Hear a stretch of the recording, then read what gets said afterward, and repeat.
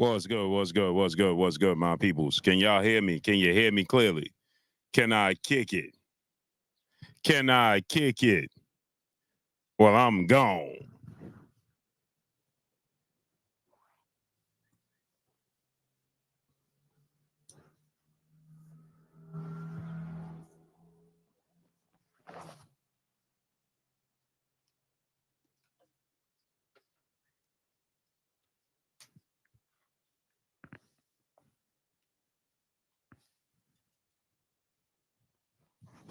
Can y'all hear me? Can you hear me clearly? Can you hear me clearly? Salute my brother Sherman Callahan in the building. Timothy Friend. Neek NSU, NSO. My brother Gertz in the building. Lawrence Brazier in the building. Peace of us to the Queen stepmommy in the building. Blessings to you, Queen. Blessings to you, Queen. Oh, yeah. Quan, my brother in the building. Chris J in the building. Timothy Friend. Shogun 76. John Doe. Ring Rivals, my brother, my co-host, A-Side Armstrong Consultant in the building. C. Irvin Witz, what's up, family? Sherman Callahan, what's up, family? As y'all see, they're not going to send out my notifications. Motorsport Sports, what's up, family? Phil, what's up, family? My brother Ron in the building. What's goody, what's goody, what's goody? Sheba Gaming, peace of blessings. As y'all can see right now, clearly, they're not sending out my notifications. They will not send out my notifications. They have no interest in setting out my notifications. So I need y'all to smash the like button. I need y'all to subscribe to the channel. Also, we're doing a $50,000 giveaway. So I need y'all, Crawler Low, what's up, family? Need y'all to smash the like button. I need y'all to subscribe to the channel. Drop $1 in super chat, refresh the super chat. You see, YouTube clearly has no interest in sending out my notifications. They are shadow banning my channel. They will not send out the notifications. So I need you guys. They told me that they need me to struggle. So I need you guys. This is a legal matter that's going to have to be handled. This is absolutely, utterly ridiculous and disgusting behavior. This is completely, utterly ridiculous and disgusting behavior. I can't even get 60 people here. I can't even get 60 people. Okay?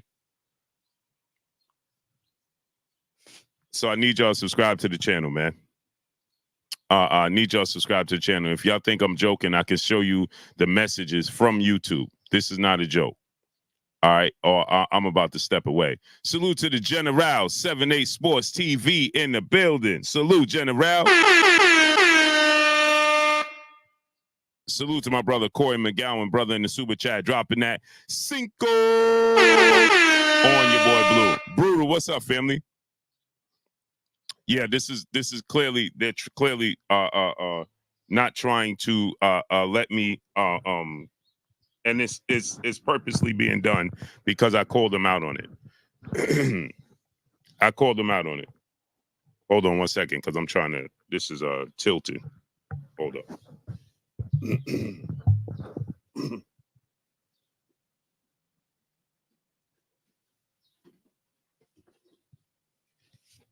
me see if I can get this to go up. There you go. So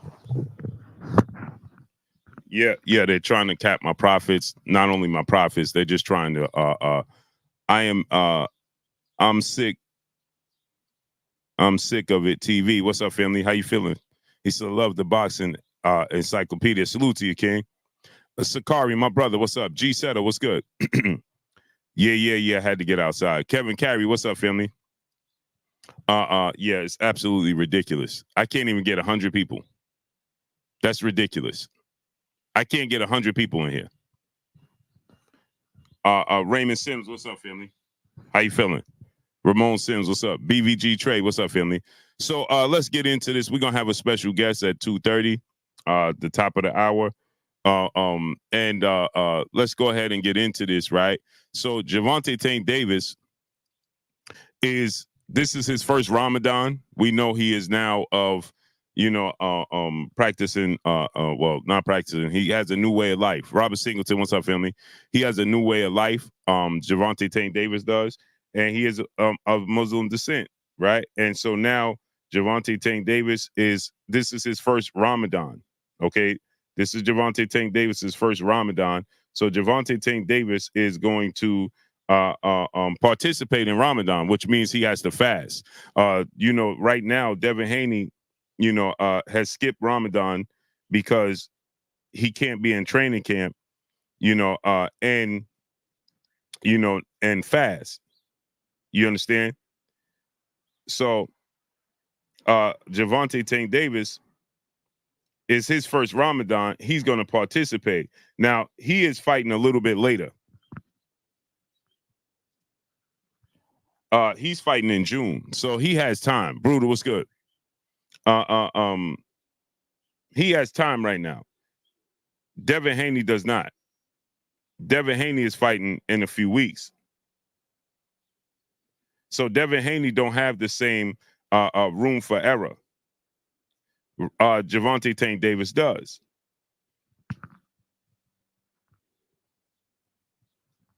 Gervonta Tank Davis is not fighting until June. Devin Haney is fighting April 20th. So Devin Haney, he doesn't have as much leeway in this situation where Ramadan comes around, where he can fast. JJ Short Deuce, what's up, family? So he can't do it. Gervonta Tank Davis is. The question is Gervonta Tank Davis taking Frank Martin lightly? You understand? Is he looking at Frank Martin? So we saw the pictures of Gervonta Tank Davis he took on the scale, right? And I told you guys, as he took the pictures on the scale, Gervonta Tank Davis has been training. Okay, this is not a surprise. He weighs 138, right? He said he could weigh in tomorrow, but as I told you guys, Gervonta Tank Davis has been training. Okay, EAPDX, what's up, family? Gervonta Tank Davis has been training. That's we knew that since October, right? He's been training. So with that said, and now that he has Ramadan, that he's practicing Ramadan, so now Akanda, LDBC, what's up, family? Ramadan Mubarak, Blue, my great brother. Salute to you, great brother. Dub, what's up, family? So with that said, this also is going to help him lose weight. But again, we are only in March. Luis Melendez, what's good? So Gervonta Tank Davis can take up this practice in March. You understand? And still be, because if he don't start training camp until the middle of April, he's not fighting till March. He has the leeway. You understand? He could start full out camp, eating and everything in the middle of April and be fully ready for the middle of June. That's 2 months. Mr. Lightning, what's up, family? You understand what I'm saying? That's 2 months. So he can start training in the middle of April. Let's say he started full out camp. His date to fight is looking like it's going to be June 15th, right? That's Saturday of the weekend of Juneteenth weekend. So Juneteenth is going to be I believe on a Wednesday. So that Saturday, Juneteenth is June 19th, right? June 18th, right? So he's going to fight on the 15th, right? So he has time on the 15th. So if he started April 15th, he'll be ready, full out camp with eating, diet, so on and so forth. Kiki, peace and bless to the queen in the building. Mike Smith, what's up, family? Showtime Majors, what's up, my guy? So he could start out, he could do a full out camp. You understand what I'm saying? And be fully prepared for Frank Martin. Anthony, what's good? Why didn't I get notified of this live? Oh, they blocking my channel. They shadow ban my channel. They're not sending out my live stream. They're not sending out my notifications. On top of them not sending it out, they're blocking people from sending super chats. I can't even send myself a super chat. People can't send me super chats. They don't want you to support the channel. They're not sending out my notifications. This is what they're doing to my channel, right? Point blank and period. So this is what they're doing. Frank Martin the official opponent? Yeah, that he's the opponent. Frank Martin is definitely going to be the opponent for Gervonta Tank Davis. So with that said, why dub? Because they've been playing games on my channel, ups and downs. They're lying on me, talking about all my subscribers just suddenly decided that they turned all their notifications off. So I showed them proof that my subscribers did not turn off their notifications. Okay, I showed them proof that they tried to tell me that I'm crazy. No, I'm not far. I'm far from it. Country Q Deuce 5, what's up? You understand? I'm far from it. So I showed them that. So how is this the case and how is this the case? Because I keep all my proof. Then suddenly they're gonna tell me, because they don't have nothing to argue, no argument. Then they're gonna tell me, well, struggle is good. I need to struggle. Just remember, there's always something good on the other side of struggling. This is what they told me. This is exactly what they told me, and I have the proof of it. So then all of a sudden, now none of my notifications go out for nothing. I'm putting up uploads that can't even get 500 views. Super fresh, what's good? King Farad 54, what's up, family? Dwayne Yosef, what's good? Does that mean I need to put my subscription back on? Yeah, I need y'all to go back to your subscription, because that's another thing. Your subscribers turned off the bell icon to get notified. What? In a matter of a week? So I told them in a matter of a week, my subscribers all decided that they was going to turn off the bell icon. Just all in cahoots. So all my subscribers just fell in line with each other. They just got in contact with each other, and they just decided all at once to just turn off the bell icon. It's utterly ridiculous, man. It's disgusting. It's disgusting behavior. It needs to be taken to court. All true. It's really ridiculous. It's disgusting. And for all my hard work that I put up here, and I respect all the guidelines. Reginald Fields, what's up? The Cerebral one, what's good? I respect all the guidelines. I'm not up here cursing. I'm not up here talking about I'm not up here cursing. I'm not up here talking about anything derogative. None of that. You understand? And this is the thing. They make money off of you regardless. Anthony, what's good? General said they stopping your growth. They've been keeping me away from 100,000 subs. The unsubscribed people from my channel. Yeah. General, they told me I haven't had a new subscriber. I get people in here. Benjamin Harrington, what's good? Manda Manson Musa, what's up, family? Ty in the Sky, peace and blessings, Queen. .com show, what's up, family?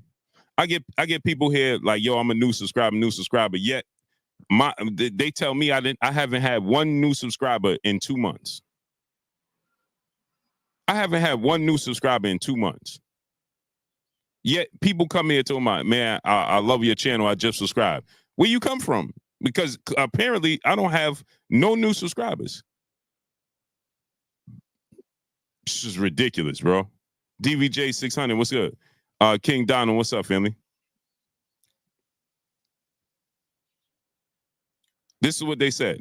So, but yeah, back to Jamal Mills, what's up, family? He said, I have the bell icon on. I checked every time, but haven't gotten notification. Yeah, it's disgusting. Jesse R, what's up? It penned the delivery guy. What's up, family? General said, yep, they kept me at 64,000 for 2 years, and that's impossible. All facts. Mr. Perfect, what's good? T-Bugs, what's up, family? All facts. They literally told me, General, they need me to struggle. What? Bro, we need to all get together and take them to court. This is disgusting, man. It's disgusting because, see, here's the thing. They get paid regardless of what you put up and don't put up. You understand? They're going to get paid off it. You understand? Bad guy 1996. What's up, family? So anyway, T-Buzz said, Blue, I never get a notification anymore. I always have to check. Yeah, I don't even get notifications myself. Then I showed them proof that I don't get notifications myself. I don't even have it in my own, as a content creator. I got to search up. I got to type myself in. I go to my channel, don't see nothing there. I got to type it in and go search. Why? Come on, man. That's disgusting behavior. It's unprofessional. It's disrespectful for the hard work that I put in on here. But anyway,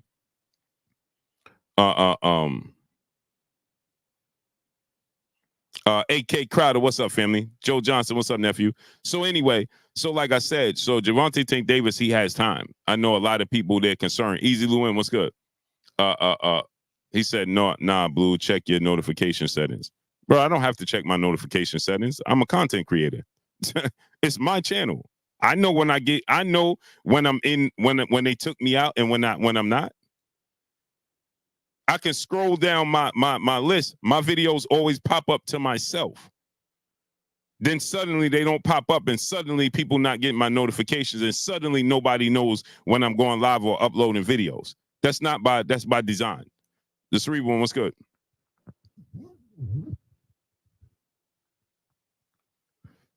So look how I get 10 people come in and 10 people drop off. Doe, what's up, family?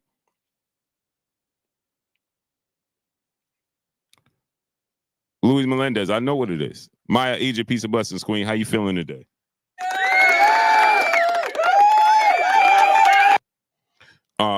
So anyway, Gervonta, I need y'all to smash the like button. I need y'all to drop $1 in super chat, refresh the super chat. On my analytics, I can't even see I can't see the likes anymore. I don't see the likes anymore. I can't see the likes anymore either. Lawrence Brazier, what's up, family? So anyway, Gervonta Tank Davis, he has time. You understand what I'm saying?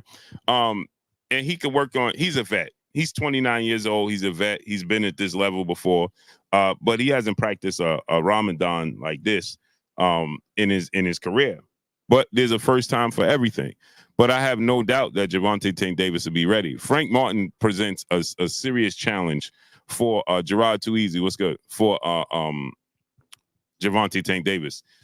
This style matchup. You understand what I'm saying? This style matchup is going to be different for Gervonta Tank Davis.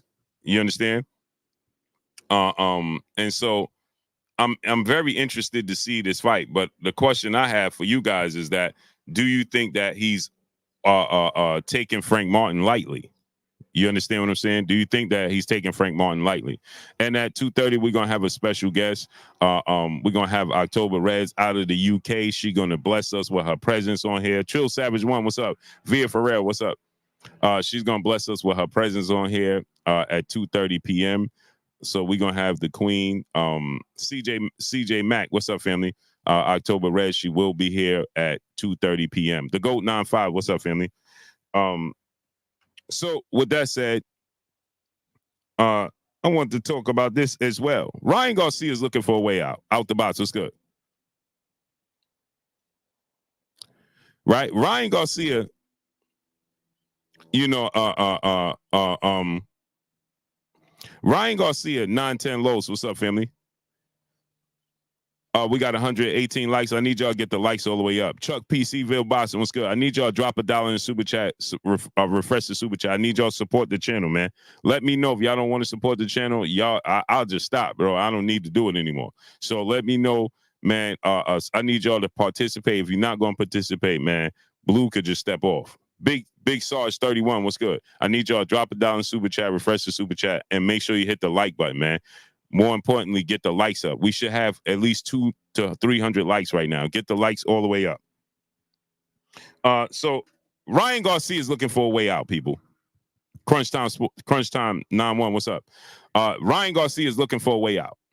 He's simply looking for a way out. Now Ryan Garcia, first of all, Ryan Garcia is talking about he knows what happened with Tupac. It's ridiculous. He wasn't even born when Tupac, Ryan Garcia wasn't born. He's 25 years old. Okay. Tupac transitioned in 1997. He wasn't even born. He wasn't even born. DL, what's good? Will Smith, what's up, family? Ryan Garcia was not even born when this took place with Tupac. He wasn't even born. So he's talking about he's looking for a way out. Initially, I'm like, Ryan Garcia is just walking in his truth, his journey, right? But now I understand that Ryan Garcia is looking for a way out. right? Ryan Garcia is being that kid, in the school when you say you're gonna do something. Hey, man, when I see you after school, I'm gonna do X, Y, Z. Thinking that kid is gonna say, price himself out. See, he thought Devin Haney was gonna price himself out. He thought that they wasn't gonna make the fight. See, the Zone and Oscar De La Hoya and Golden Boy. Sorry, Swag Boy. I forgot that's Biggie that transition in '97. Pac transition in '96. Sorry, I appreciate you correcting me, bro. So he wasn't even born. So now he's talking about, I know what happened to Tupac. Y'all want me to reveal it? He keeps telling people, you want me to reveal this? You want me to reveal that? Yet he's not revealing a thing. Then he stated that he was going to take it to salute to my brother AK Crowder, my brother in the super chat. Much love to you, brother. I appreciate you. I need y'all to drop $1 in super chat, refresh the super chat. I need y'all to smash the like button, get the likes all the way up, people. Get the likes up, people. Yvonne Houdini III was good. So he keeps mentioning this. First he said just being E was good. Or I'm gonna take it to the government or something like that, he said. And then somebody said, well, that's not even right. You can't take it to them. You got to take it to Congress or something. Puck Wood Swallow, what's up, family? Jimmy Bernard was good. Then he changed it. He said, oh yeah, I'm gonna take it to here. So Ryan Garcia doesn't even know. He's talking about he got this information. He has this proof. He has these videos. He doesn't even know what to do with it, right? And now he's talking about he's gonna bite him. See, at one point in time, I thought, I'm like, okay, he's just walking in his truth. I support that. When you want to, JDM, what's good? When you want to support, the children, and you feel like the children are being mistreated and taken advantage of, you want to support the children, I'm all for that. You understand what I'm saying? But now you're talking about first you're saying you got to pray, you got to do all of these things. Salute to Christopher Myers, my brother. Salute to my peopleization. And then you turn around and you're talking about, F-bomb this and F-bomb that and this is every other word. You can't find your vocabulary has got extremely limited.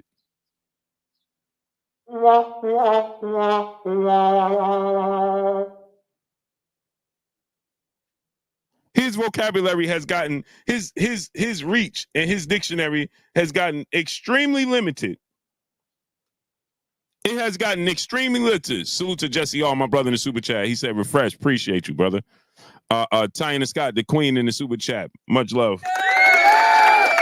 She said, blessings, Blue. Blessings to you, queen. Appreciate you. So then he's talking about every other word he's saying is he can't articulate himself in a conversation and describe a conversation without F-bomb and this and this and you this and you that, and like, bro, now he's talking about Devin Haney. Devin Haney, he likes men and this and this. What are you talking about, brother? What are you talking about? First you said the man is on steroids. Calvin Beppy, what's good? First you said the man is on steroids. Now you're calling him steroidholic, right? Now you're calling him Devil Haney. You understand what I'm saying? First, you came in on a white horse with all white on, like you so religious. And here's the thing, that this is what I'm not liking about it, right? This you completely turned me off. Yesterday was the last straw for me, right? And here's why yesterday was the last straw. Is because you are talking about being an advocate and being a spokesperson for children that don't have a voice. Mr. Jannar Hill, what's up, family? You are talking about being an advocate and a spokesperson and being a voice and using your platform for kids that don't have a voice. And the first thing you do is turn around talking about it's okay to drink, it's okay to smoke. Then you're talking about you have praise to the Most Highs, but in the same token, every other word that come out your mouth, right, is a word. I'm trying to use the correct word. You understand, Louise? Louise Animal Teasy, what's up, family? Yeah. Thank you for correcting me, great brother. So, but every other word that comes out your mouth, right, is used in a derogatory manner.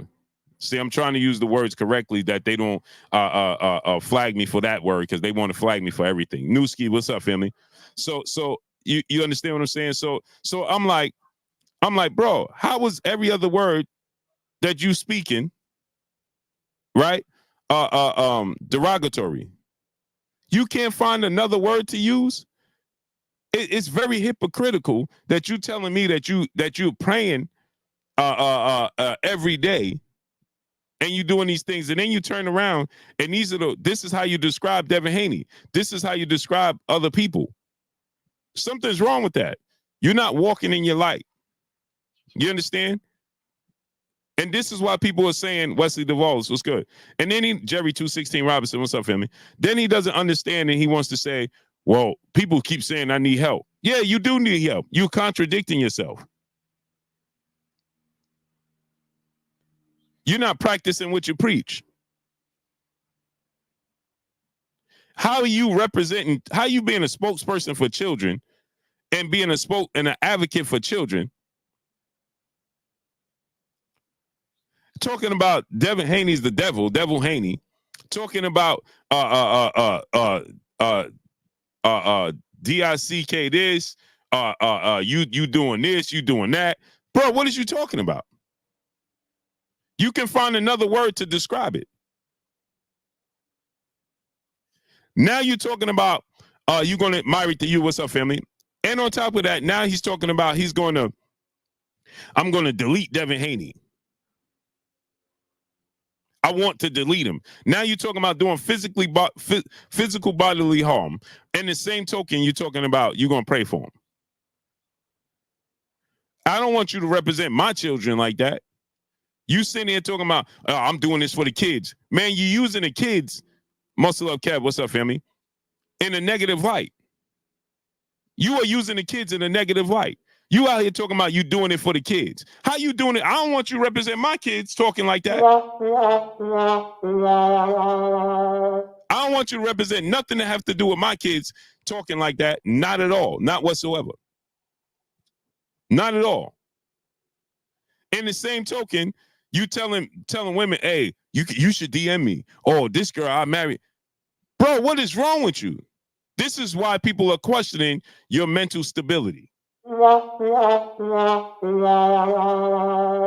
And you acting like you don't understand. I can't understand. Why is people questioning my mental stability? Because you all over the place.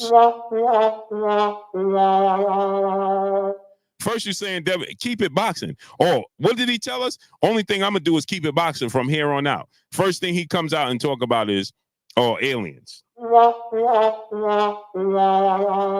Next thing he talking about is, now he talking about Jackie Hernandez, peace and blessings, Queen. How you feeling today?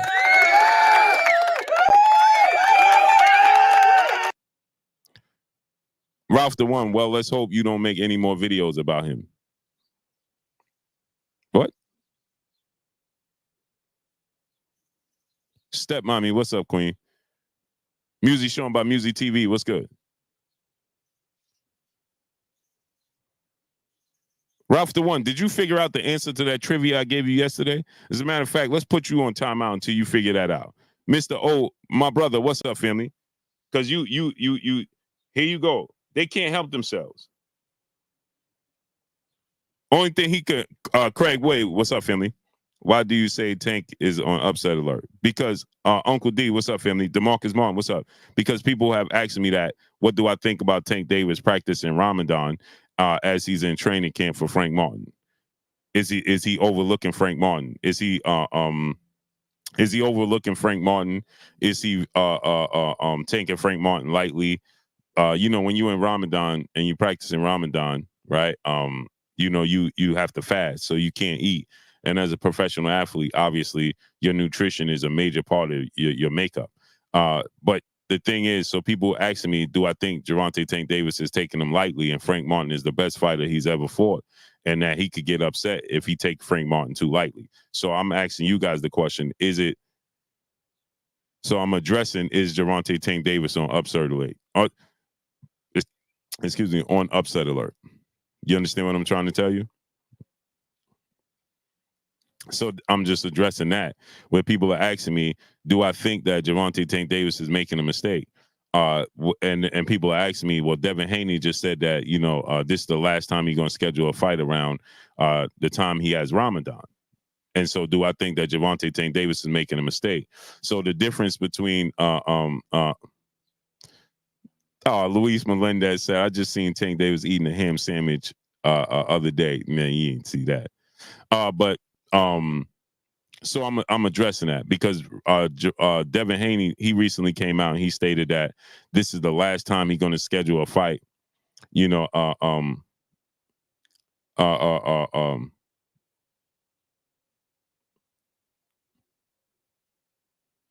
exactly, King Donald, exactly. So this is somebody tell. I heard TikTok got banned. Is that true? Just a side note. Did TikTok get banned? Somebody tell me that. I don't know if that's true. Third Simple NSU was good. That's what I heard. I don't know how true that is. I'm just asking you guys. Hood Rich 410, what's up, family? So because Devin Haney came out and he said this is the last time follow no one official. He said not yet. Oh yeah? Okay. So he said that, this the last time. Devin Haney said this the last time I'm gonna schedule a fight around Ramadan. So he's not in Ramadan right now because he has this fight coming up. So people are asking me, should Tank have Fat and Bank Rebels up? Should Tank have taken the same stance and skipping Ramadan? This is Tank's first Ramadan. You understand what I'm saying? I don't know how long Devin Haney and his family have been converted. So I don't know how many Ramadans Devin Haney has had. Milton Doobie, what's up, family? But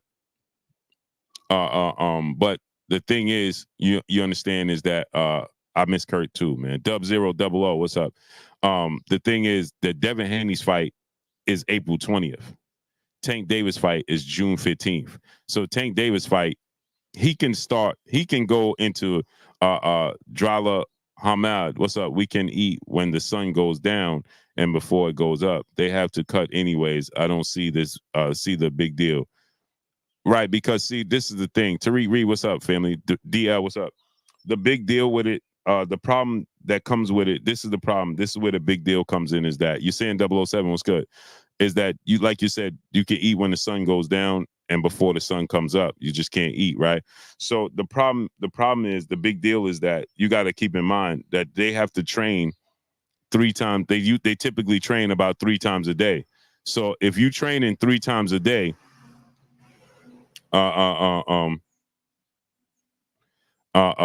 if you train 3 times a day, right? Once you finish training, you need to replenish your body. Andy the Barber, what's up, family?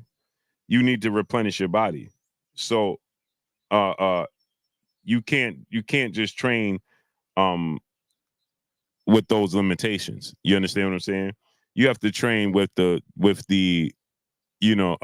how the day plays out. So you just can't say, well, I'm not going to train until the sun goes down to give myself an opportunity to, replenish my body, so on and so forth. No, you can't do that. You understand? That's where the problem comes in. But you can schedule, you can do your run, you can do your road work before the sun comes up, right? You can do your road work and it ends April 10th. It's perfect. So you could do your road work at a specific time. Let's say he gets up at 4 a.m., runs, do his road work. Then by 5 a.m., before the sun comes up, you can eat. Illuminati, what's up, family? Cali World, peace and blessings, Queen. How you feeling today? Then you can do your road work. You can eat, right? Replenish your body after you did your road work. You can then rest, right? You can rest for a large majority period of the day. You understand? Get up, you train. Let's say you get up and you train at 3 o'clock, right? So by the time you finish training, let's say it's 5 o'clock, the sun is about to go down at that point in time. Then you can, D-Boy Dev, what's up, family? Then you can work on it. I'm hypothetically speaking. I don't know, how would that work? But I know as an athlete, that would be that's going to be kind of hard. You understand what I'm saying? As a professional athlete, because you trying to get in as many meals as you can in a day. You know what I'm talking about? So that's going to be slightly difficult. Moses 254, what's up, family? Milton Doobie, he said, you got it, Blue. Right on. Right. That's what I'm saying. So you know what I'm saying. You gotta you know, but that's again that's difficult. That's difficult. You understand? That's easier said than done. But I mean, you got to sacrifice for things that you love. So it is what it is. You understand? If that's what it takes, then that's what you're gonna have to do. So Ryan Garcia, you know, is now telling people to spam Kanye West. Okay, he's now telling people, Demario Perez, what's up, family? He's telling people that he needs them to spam Kanye West. Ryan Garcia is going to get stopped. Fresh Baker, what's good? He's talking about he's going to bite Devin Haney's ear. Ryan Garcia is talking about he's going to bite Devin. TR, what's up? He's talking about he's going to bite his ear off like Evander Holyfield. He's going to bite both ears though. Then he said that if I knock Devin Haney down, I'm gonna hit him while he's down. I'm gonna get disqualified. He's looking for a way out. He is simply looking for a way out. It's truly unfortunate, right? But this dude is looking for a way out. And he says that, oh, he's gonna need more cops than the Mike Tyson Holyfield. Like he's going on these absolute rants. And again, like I said, he's looking for a way out. That's what he's doing, right? So David Willis, what's up, family? Blue, has there ever been a fight build-up this strange before? No. The closest thing we had was the Mike Tyson situation with Lennox Lewis. But again, Mike Tyson was looking for a way out. Like Mike Tyson said in the build-up for that fight, Mike Tyson said, I knew I couldn't beat Lennox Lewis. I knew this was the end of the road for me. And Mike Tyson was looking for a way out. He was looking for a way out. That's why he said the things he said. Lennox is no conqueror. I'm a conqueror. You understand? These are things he's trying to hype himself up. He's trying to convince himself. That's what Ryan Garcia is doing. Ryan Garcia is trying to convince himself now. Hey, Abaman, what's good? That he can compete with Devin Haney. Whatever happened in the last three sessions that they had in the amateurs, he knows. Shogun 76, what's up, family? He knows that he can't beat Devin Haney. Ryan Garcia feels like he's been pushed into this direction. He feels like he's been pushed in this direction. I highly doubt that he would be doing all these things if he was signed to fight Rolly Romero. You understand? You understand? He's looking for a way out. Right? But he don't want to pull out the fight because he knows that's going to hurt his image. See, I believed him. Right? What they say, fool me once, shame on you. Fool me twice, shame on me. I believed him when he first said, oh, I'm doing this for the kids. But your language, your body language, your actions don't tell me you're doing anything for the kids. Nothing. And I'm twice your age. You understand? If you're going to do things for the kids, you're supposed to do it properly. You mentioning doing things for the kids in the same breath as you mentioning all of these derogatory and making all these derogatory statements. Don't represent the kids like that. You doing them, boss man Dre, what's good? You doing them just as much harm with your version of awareness being brought. See you later, baby. You bring in the same amount of issues towards them.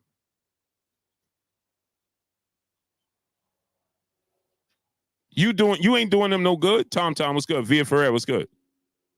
I need y'all to drop $1 in the super chat. Refresh the super chat. I need y'all to get the likes up to 500.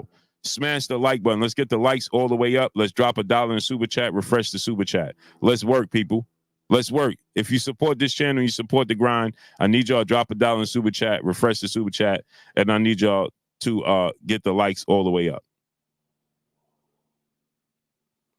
So don't tell me you representing the kids and this is how you represent them. Chantel Hill, what's up? This is how you represent the kids? That's misrepresentation. You talking about Devin Haney on steroid. You're talking about that you're gonna you're telling the world that you're gonna now you want to delete Devin Haney. Every other word that comes out your mouth is a curse word. Uh, um, you're talking about now you want to partner with Kanye West. You now you're trying to get Kanye West attention.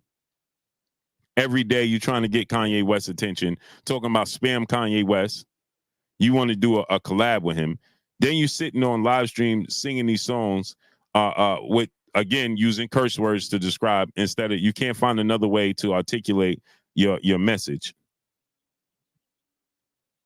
You're not finding a better way to articulate your message and get your point across. You're still using curse words. Now you're telling the world that you got proof that Devin Haney had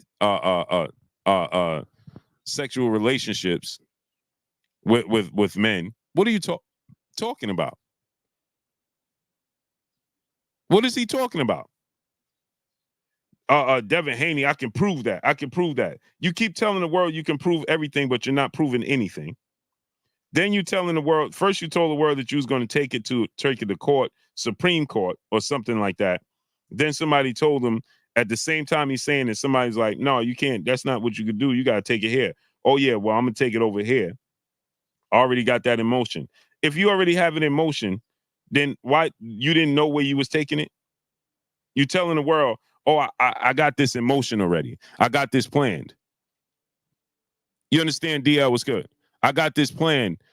Salute to my brother, Muscle Up Kev, my brother in the super chat, dropping that Cinco on your boy Blue in the super chat. Support for the grind, Blue. Salute to my brother, Muscle Up Kev. I appreciate you, King. Much love to you. You understand? So now you're telling the world that you're gonna he's just making sure he has an excuse for his 9-3 loss that's coming. Yeah, but Ralph the one. And here's the thing, right? Gervonta Tank Davis has told us this leading up into that fight. And somebody sent me something that I did 2 years ago.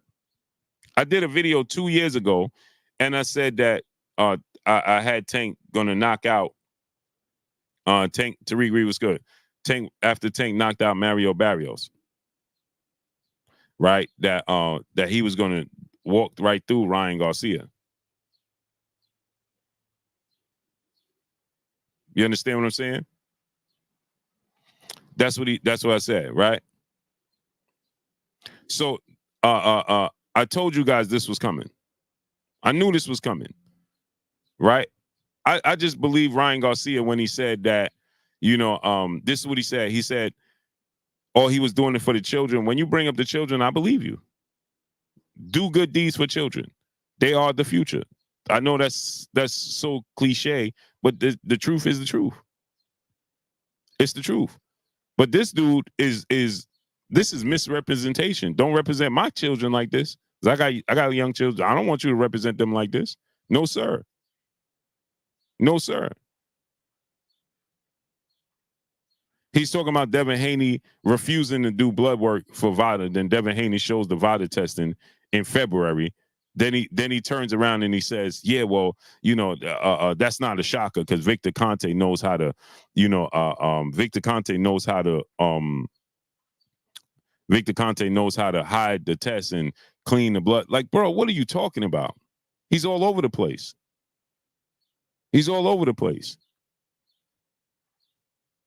Right? When you look at that shadow boxing with Frank Martin, it's very cringy.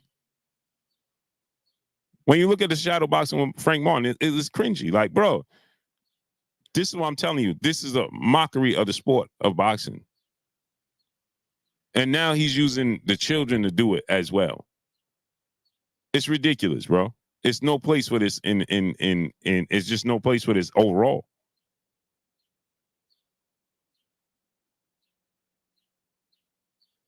Exactly. Puck was slow. Rebel Life Boxing was good. Devin got these dudes out here losing their mind. Yeah. He's fully tripping. Main event Mark, my brother, what's up, family? He's 1000%. He's out here tripping. He's tripping. There's simply no place for that. None. Bro, you're gonna represent the children, represent them. Do it. Stand on your square. I have a problem with people that say they're gonna do things, they're gonna take a stand, and they're gonna be activists, and they're gonna do this for the people, so on and so forth, and then they turn around and they be like, uh, uh, uh um, and they start doing things like he's doing.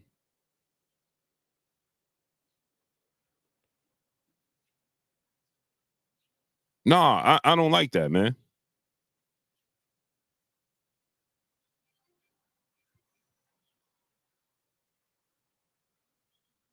I don't like that. You understand what I'm saying? You're gonna do it, stand on your square. That's my thing. If you're gonna do it, stand on your square. Stand on your square fully. Especially when you involve children. When you involve the name of children and you include children in this, right? Stand on it. You got to stand on that 1,000%. You understand? I never liked. I was never one that liked. When people say, "Oh, yeah, I'm an activist." Make sure you understand what comes along with that. Ty, what's up, family? Understand what comes along with being an act. Oh, I'm an activist. I'm for the people. Okay, now I'm going to fully expect you to be for the people. And you know what comes along with that. You know what kind of sacrifices comes along with that. And definitely when you say you're going to be an activist for kids, you got to stand on that. He all over the place. For whatever reason, whatever he saw in Devin Haney, in those six amateur fights, he don't like it. He don't like it. Whatever Devin Haney, he knows that he can't beat Devin Haney. This is the actions of a man that knows he can't win the fight. You understand? He knows he can't beat Devin Haney. And so he's all we on. What's up? What Blue like these youngsters say, stand on your business. Stand on your square. You got to stand on business. This dude is not. Don't publicly take this position when you don't have no intentions of fulfilling it. Because you do more harm than good. And that's what he's doing, more harm than good. He's doing more harm than good. And he know he can't win. He know he can't win this fight. And so this is his way out. It's a distraction. Black Ice, my brother in the building in the super chat, dropping that Cinco on your boy Blue. Yo, Blue, what's good? What you think about Pitbull and Rolly? I think that's a great fight. I think that fight is going to steal the show. I think that Rolly gets, too wide, too loopy with his punches. He's too unorthodox. And Pitbull, his style is tailor-made for Pitbull. Isaac Pitbull Cruz is 5'3" with a 63-inch arm reach. Rolly is 5'8" with a 68-inch arm reach. Isaac Cruz is 5 inches shorter. He has a 5-inch arm reach disadvantage, but he can get up under. His style allows you to get up under your opponent. Jeremy 2684, what's up? It allows you to get up under your opponent's punches. So he's going to be up under.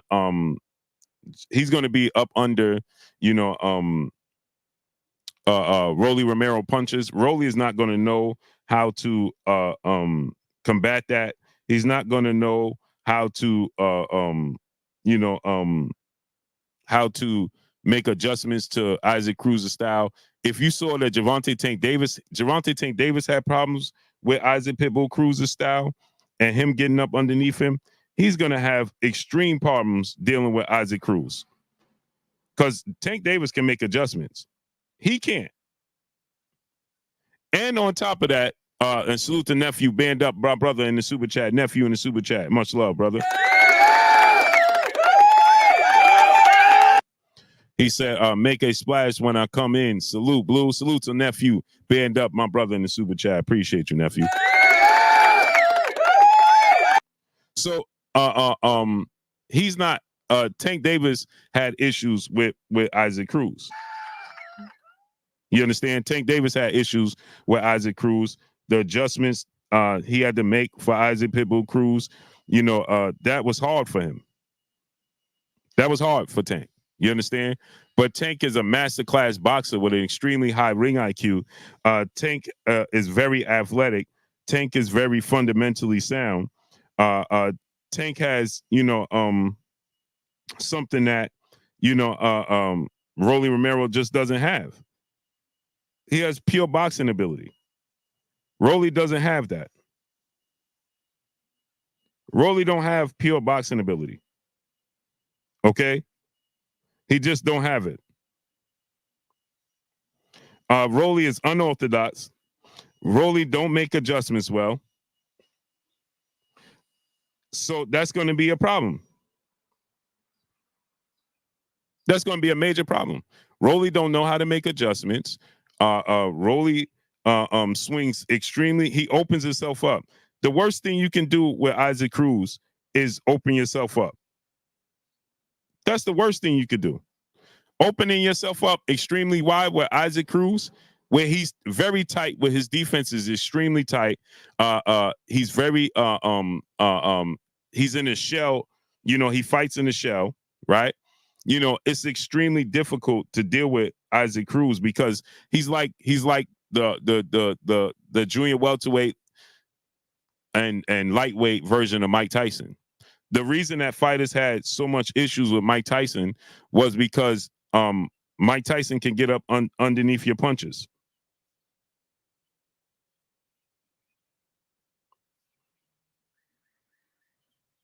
Mike Tyson can get up underneath your punches, and he's very, very active.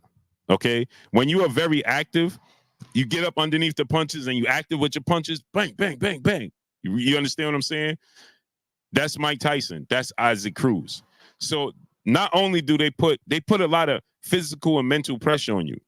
They have Mike Tyson have better footwork than Isaac Cruz, and he has more punching power. But the Sonny Augustine was good. Great afternoon. Sorry, Sonny from One Price Dry Cleaners on Flatbush. Salute to Sonny from Flatbush. Salute to Brooklyn. Is Brooklyn in the house without a doubt? So Isaac Cruz's style is extremely difficult to deal with. It's extremely, Isaac Cruz make you very uncomfortable with his style. For lack of better words, he makes you extremely uncomfortable with his style. When Isaac Spence, New York City, what's up, family? When Isaac Cruz comes in, he slips underneath. He's very active. He has a high work rate, and he's very durable. And Isaac Cruz, his version of getting tired is throwing 60 punches. You know what I'm saying? He in his last fight, TR, what's up, family? In his fight with Gervonta Cabrera, Yo Vu, what's up, family? Gervonta Cabrera fights completely different than Rolly Romero. He was able to make Isaac Cruz hesitant. He's one of the few people that can make him hesitant, make him inactive, right? Stump his activity. And he did that because he used his jab. The activist was good. He used his jab. He used his range. He used his athletic ability, his height, right, to keep Isaac Cruz off him. And still, Omar Hamilton, what's up? And still, he had major problems. He still had major problems with Isaac Cruz and still was getting hit clean with bomb. Boom, boom, boom. He was able to eat it. He started to slow down. Salute to my brother Doc in the building, in the super chat. Appreciate you, Doc.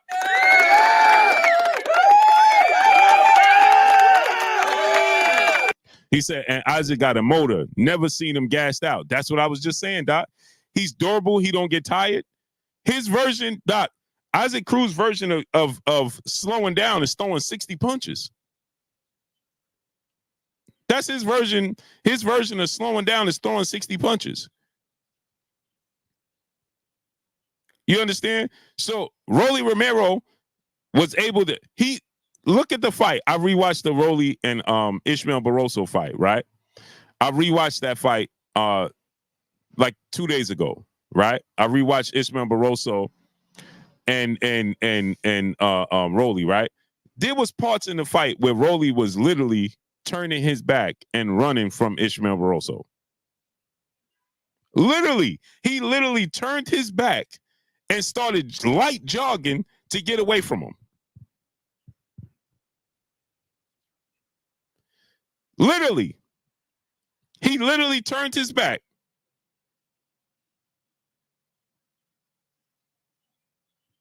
Literally. He literally turned his back and started running from Ishmael Barroso. Easy Lewin, what's up, family? He said, chill, Blue. I'm telling you the truth. Go. You think I'm lying? Go watch the fight. Go rewatch that fight.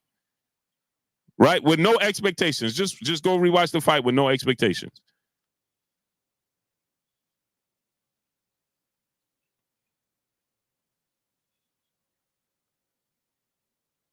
Hold on.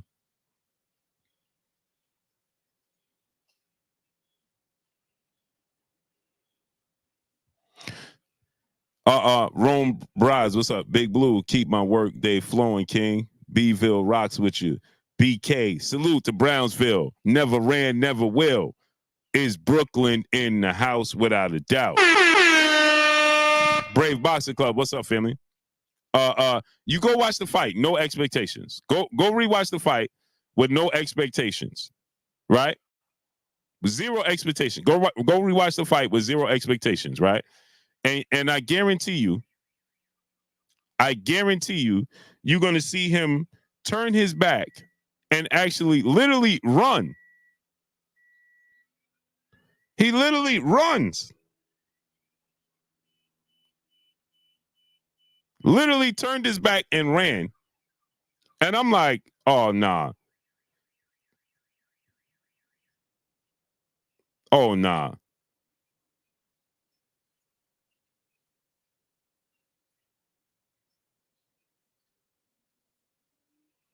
I'm like, oh, nah. That's not going to. If he did that with Ishmael Barroso. Now, Isaac Cruz don't have the power. Isaac Cruz don't have the power of Ishmael Barroso. I think Ishmael Barroso has more power than Isaac Cruz. But, bro, literally, I need y'all to smash the like button. I need y'all to drop it down in super chat, refresh the super chat, get the likes all the way up, my people. Support the channel, support the grind. If you have not smashed the like button, smash it. Wipe your feet before you come inside. Ring my doorbell before you walk in my house. Let's get the likes all the way up. Jay Lynn, peace and blessings, Queen. How you feeling today? The Queen, Jay Lynn, in the building.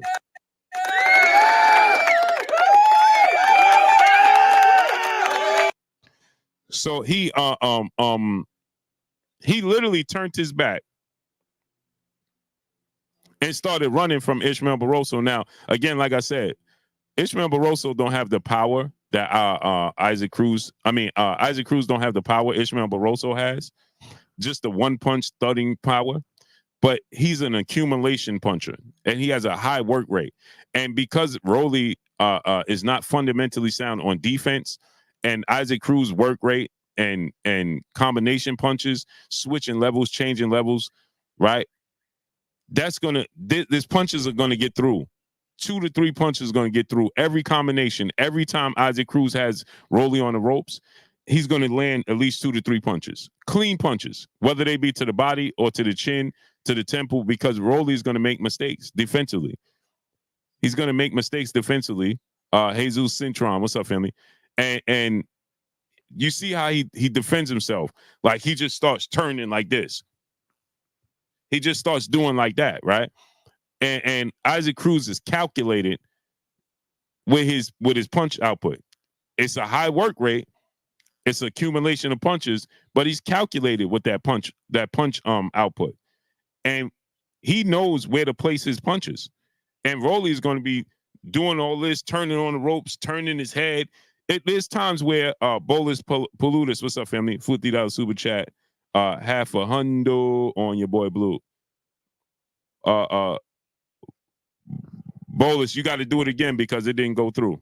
Sylvester Simon, 2011. What's up, family? Look, my brother Bolus trying to drop a half a hundo on me, and they won't let him. Look, they put it in the comment section instead of super chat. Lou Hinton, my brother, a pillar of this Blue Blood Sports TV. What's good with you, Lou? My brother Lou Hinton in the building. Cinnamon Savage, what's up, family? I can see Rolly getting caught with nasty overhands. Right. Because he don't know how to he's not gonna know how to defend what he's not gonna be able to defend and pick off. If Rolly had a jab to control the distance and the pace of the fight with his power, right, and his size, I would give him more of an opportunity. Roll Tide for life. What's up, family? I would give him way more of an opportunity. If Rolly had a jab, see, Tank Davis couldn't land that left hand. Tank was trying to land that left hand all night. Isaac Cruz eliminated it. He took the left hand away from him. How many pay-per-view buys does Tank and Frank Martin do? I think it's going to do about 300,000 to 400,000 pay-per-view buys. About 300,000 to 400,000 pay-per-view buys. Smash that like button, man. Let's get the likes all the way up, man. Smash the like button. Let's get the likes all the way up. I'm trying to get the queen on. She's saying that she don't see the link. I don't know what's going on with that.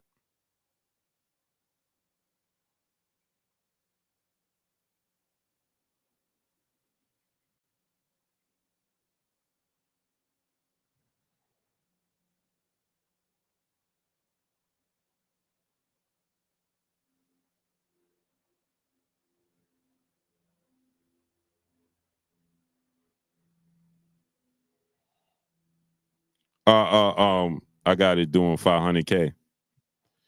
Yeah, I got Cruz in 7. Yeah, I think that Isaac Cruz gonna win the fight. Sonny Augustine, I need a ranch, Blue. Yeah, me too. C Money Best Style is Brooklyn in the house without a doubt.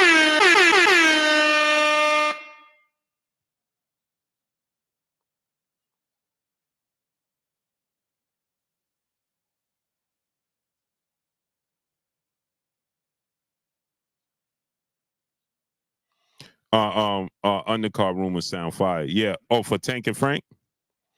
Yeah, that's gonna bolster the card. That's Ralph the One. That's gonna bolster the card. If first I heard that that was fake news with the whole Demetrius Andrade David Morrell fight. I heard that was fake. I hope that comes to fruition. But it says that David Benavidez is going to be on the co-main event, and then El Rayo versus. Now, let me say something else to y'all. They said El Rayo versus Edwin De Los Santos Part 2 is going to be on the undercard. Now, let me say something else to y'all too. Tank and David Benavidez on the same card. NC Don, New York City, the Don booking. What's up, family? Salute. He said no notification, but I made it in. Oh yeah, they're not sending it out. Now, something to pay attention to, right? Is that remember they have a limited amount of dates. Rick Timms III, what's up, family? Jalen said, "Would Morrell Andre be a good fight?" I said this, right, Jalen. I'm gonna be 1,000% honest. I'm gonna give you my full reaction right now, right here, right now. Like I said in there, is that I don't like that fight for Demetrius Andrade. Not at all.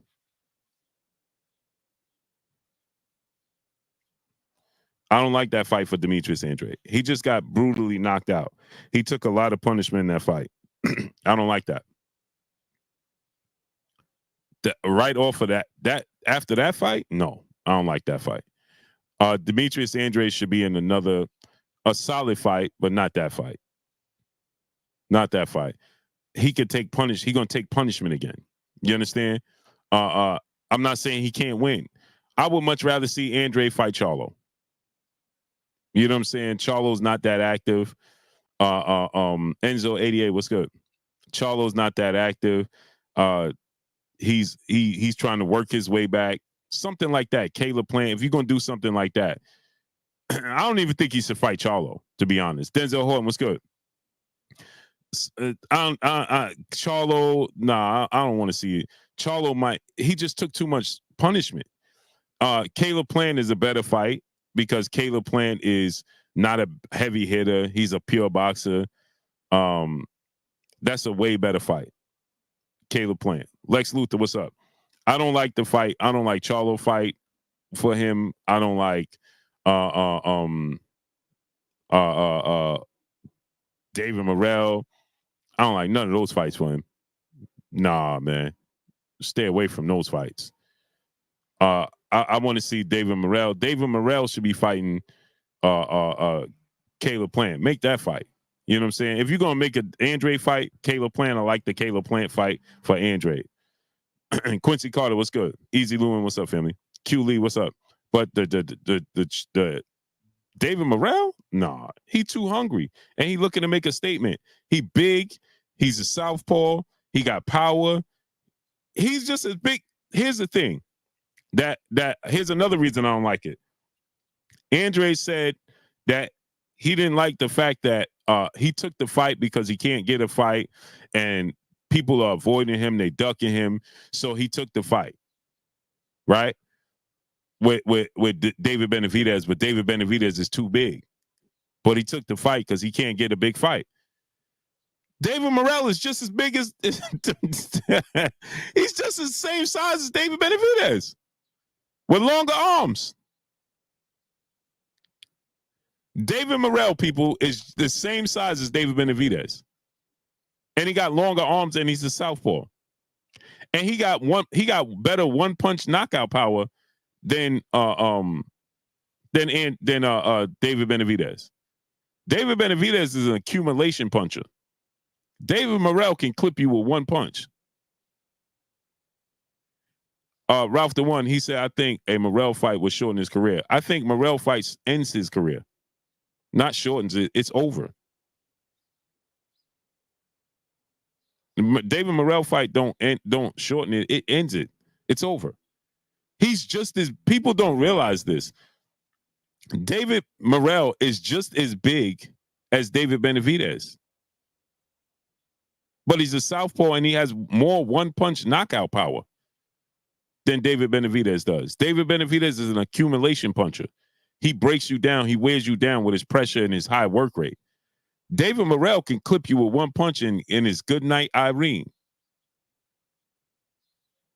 I know a lot of people don't realize that. They don't realize that KOD testimony was good. They don't realize how big David Morrell is.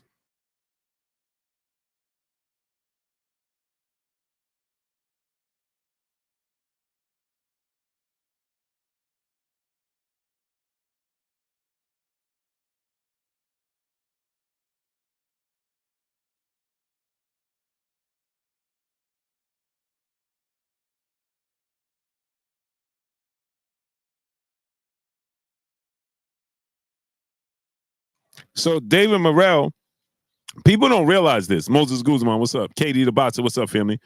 People don't realize this. David Morrell is just as big as David Benavidez. When you see them in person, David Morrell actually has a bigger frame than David Benavidez. He actually has a bigger frame than David Benavidez, people. His frame, when you see him, his shoulders and David Benavidez has a more wiry frame. David Morrell has a stocky frame. So just to give you guys an example of what I'm trying to tell y'all, imagine Gervonta Tank Davis being 6'2" with the exact frame that he has. That's David Morrell. David Benavidez is more of a he has more of a Teofimo Lopez. Imagine Teofimo Lopez at 6'2". You understand? David Morrell is more stocky than David Benavidez. And he's a southpaw. Devin Bell, what's up, family? Demetrius Andrade should fight exactly Edgar Berlanga. I love that fight. That's a good fight, Edgar Berlanga. That's a very good fight. And exactly, Ralph the One. And he young. Edgar Berlanga for Demetrius Andrade. Right. That's the fight. He needs a comeback fight. He don't need to go in there with no David Morrell, bro. Mr. Tally 140, what's good? Now, if he's just looking to cash out at this point in this gesture in his career,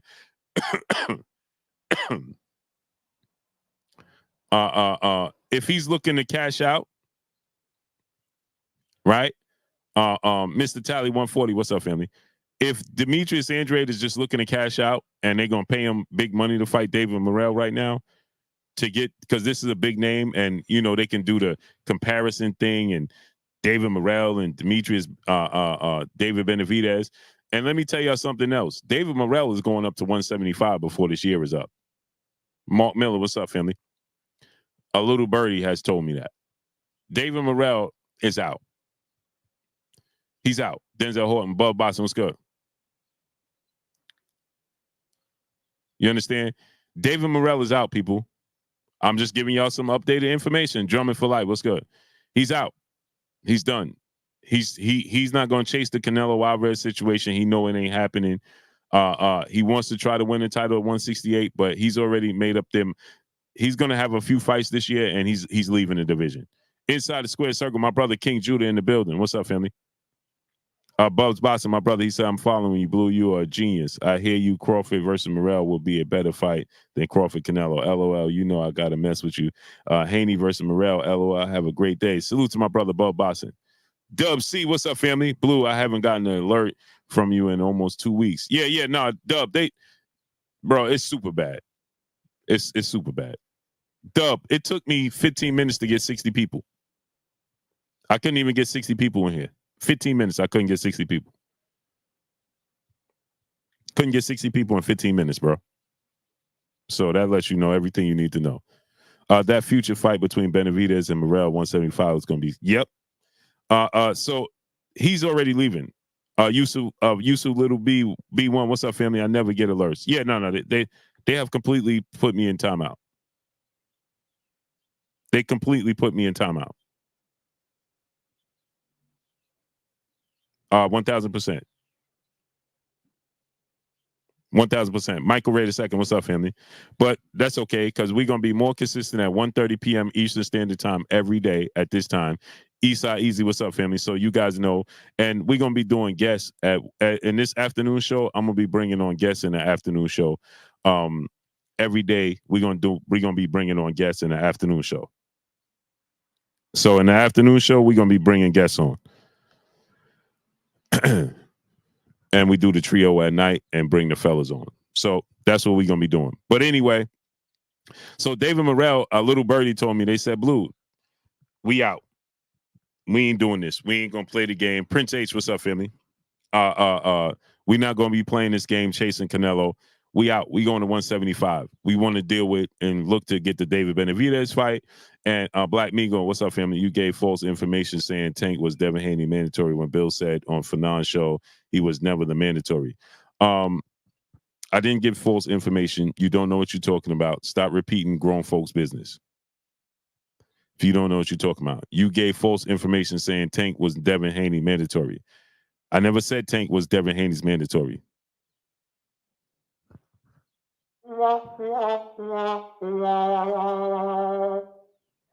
Coach Bray, yeah, I'll be going live 1:30 p.m. Eastern Standard Time every day. I never said Tank was Devin Haney mandatory. Not so smart guy. See how that works? It's called paying attention. Paying attention is free. He said you did say that. How about I send you $500? You show me where I said that, and if you can't, you show me send me $100, and I'll send you the link right now. Yusuf Little B1, my brother in the super chat, dropping that cinco on your boy Blue. Salute to my brother Yusuf Little B1, my brother in the super chat, dropping that cinco on your boy Blue. I never said that. Colin Davis was good. Never. See, paying attention is free, but it's the most free, expensive thing in the world. I know it says pay attention, but it's actually free. Mr. Holmes, my brother, he said Andre versus Morrell is a bad. They are trying to downgrade Benavidez win over Andrade. It's going to be all bad. And no disrespect to Demetrius Andrade. Key Font Leroy, what's up, family? I never said that. I never said that Tank was Devin Haney's mandatory. Never said that. So I'll send you $500 right now. You show me where I said that Tank Davis was Devin Haney's mandatory. I'll send you $500 right now. Cash App. No taxes. Free money. And if you can't, you send me $100. Paying attention is the most expensive free thing in the world. And it's simply too expensive for these dudes. They can't pay attention. They don't listen. They make up stories as they go. Oh, Blue said, Blue didn't say that. That's not what I said. Now go do your homework, listen to what I actually said, and then come back to me. Go do your homework, listen to what I actually said, and then come back to me. Y'all stay trying. Oh, you put out false information. I didn't put out any false information. I put out accurate information. You can't comprehend very well.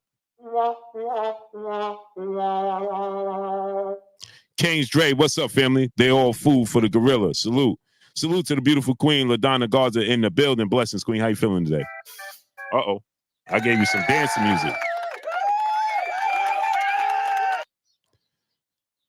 He said it's crazy that they give Andre big fights at the tail end of his career. Andre did that to himself.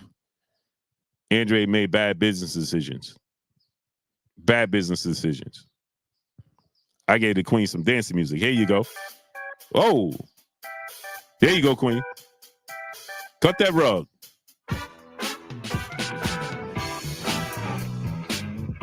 There you go, queen. Maya Egypt, piece of blessings, queen. How you feeling today?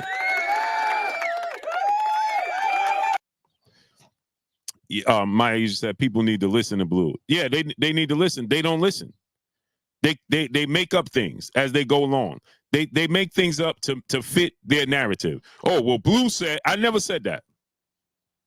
Drumming for life, what's up, family? I never said that. So I challenge him to show me. I'm gonna pay you $500 to show me where I dropped that false information. Because you didn't pay attention, my information is false. How does that work? Crawler Low, what's up, family? Because Stanley Bailey, what's up, my great brother?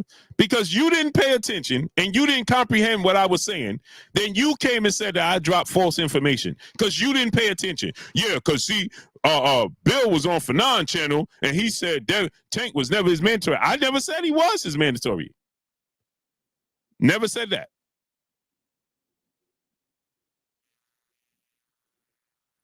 He said, what seat you got at the Barclay? I don't know yet. I never once said that. Craig Wade said Devin ran from 135. Ran to do what? Craig Wade. I'm interested to know what you mean by Devin ran. Hold on, let me put my coat on because it got a little chilly real quick. Craig Wade said Devin ran from 135. Okay, let's define Devin running from 135. How did he run from 135 and who did he run from?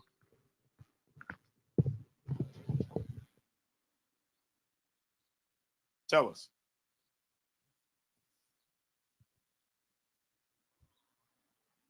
Tell us. You said Devin ran from 135. Where did he run to and who did he run from? Pastor Troy, what's up, family? Got a little nippy. He said Devin ran from 135. Okay. Who did he run from and where did he run to? Tell me. Oh man, y'all just had to move the convo to Devin Tank, bro. They can't help themselves. Cinnamon Savage. Cinnamon Savage. Here's the thing. Then they come here and they're gonna say, man, Blue can't stop talking about Tank.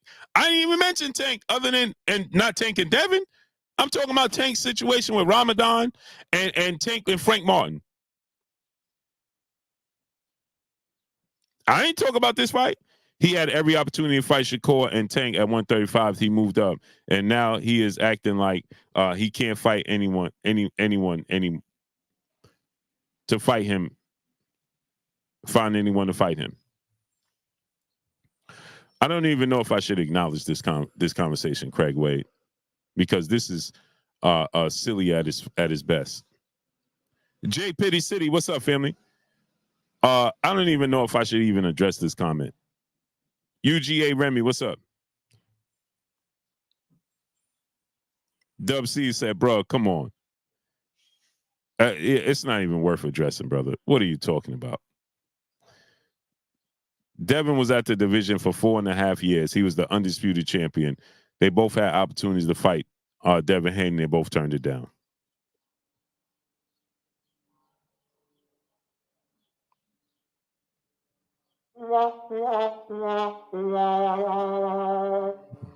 Mm-mm-mm. You've been hanging around them not so smart guys too long. Blue, is it real the 49ers trying to trade Debo to the Ravens? I heard the Ravens have interest in Debo. I don't know about the Niners having interest in trading him, though. I don't know about that. Blue, you got to stop acknowledging these folks. The conversation was good. Yeah, what was we talking about again? I just got completely sidetracked.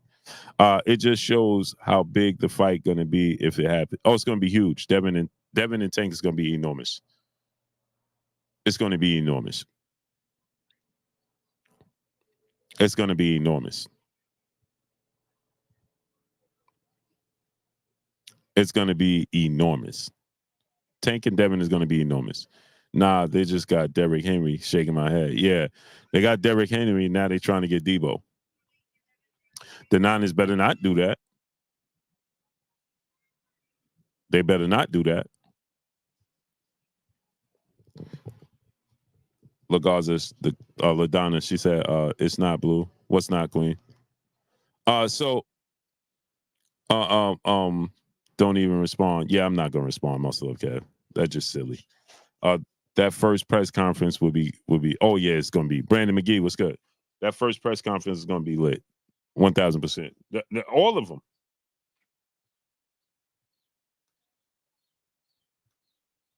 Muscle up, Kev. Let me rent you up, bro. All those press conferences gonna be super lit. All of them. Ricky Dickey, what's up, family? Devin and Tank is gonna be um red rum. Yeah, I don't know. I don't know what you mean. Tank is finna winning. Okay. You saw those highlights of Devin and Tank, and Devin was 16, and they was in 2 separate weight classes. Did he red rum him? Did he knock him out? I don't know, Jalen, what the Ravens will have to give up, but I'm expecting Lamar Jackson coming back. That would just be downright silly of the 49ers. Downright silly. And I'm taking a year off. How do you feel about Shakur versus Martella? I like that fight. Again, Shakur Stevenson's skill set and talent against him. Ricky Dickey said he had him wobbled. When? When did you see that? Ricky Dickey, I got $100 to your $50. You can show me when he was wobbled and hurt badly. I'll send you $100. If you can't, you send me 50. We got a deal, Ricky Dickey?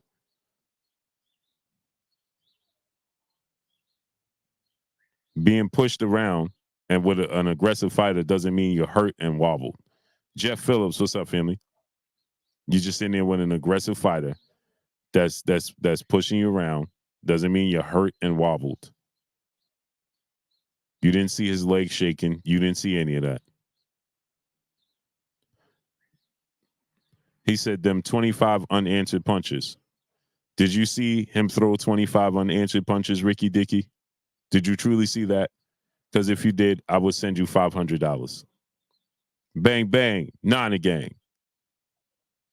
He said, man, he was out on his feet. Okay, put your money where your mouth is. I challenge everybody. It's free money. I'll play the clip. You show me. You prove it. I'll send you the money. You can't. You send me the money. Deal? 4K, 887, the mod father, nephew in the building. Salute.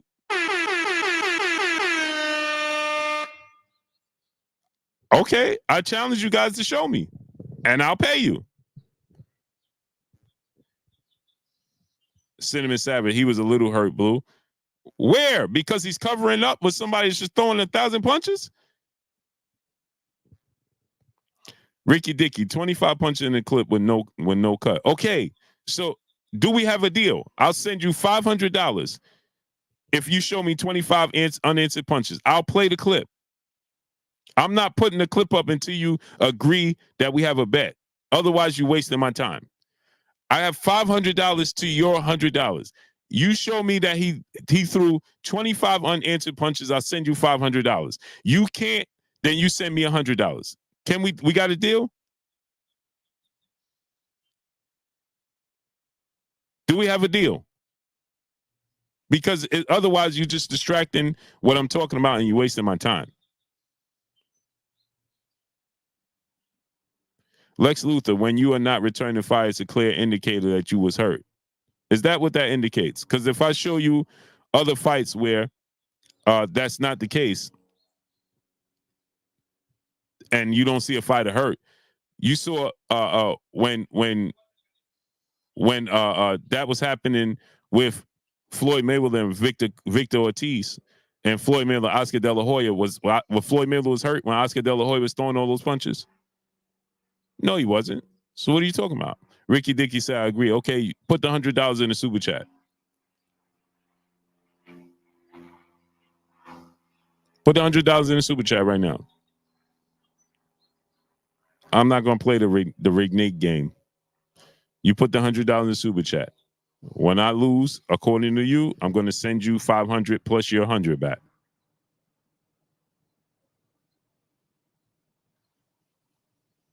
Deal? You said 50.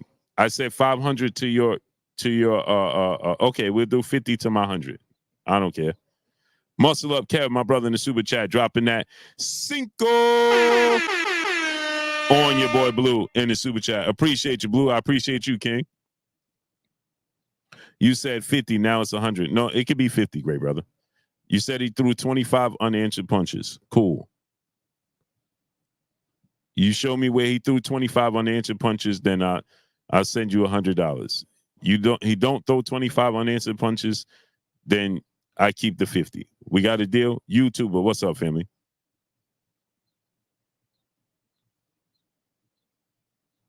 Do we have a deal? Lex Luthor said, under the lights, that fight will be stopped. Okay, Lex Luthor. When Floyd Mayweather was getting rocked by Shane Mosley, did the referee stop the fight? Lex Luthor, did you watch Diego Corrales and Jesus Diego Corrales and Luis Castillo, Jose Luis Castillo? Did the referee stop that fight? Did you watch Arturo Gatti and Mickey Ward? Did the referee stop that fight?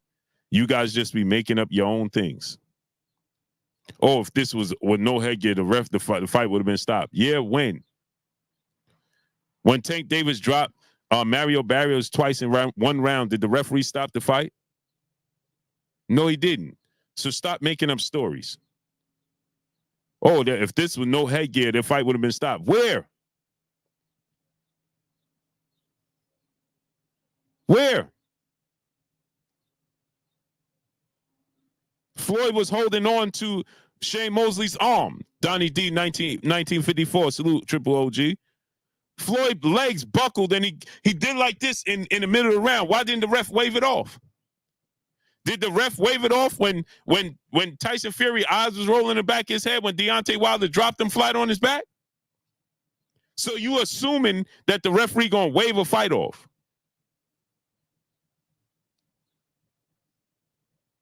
If y'all don't know the sport of boxing, please stop talking. You just sound silly, regurgitating silly things that was told to you.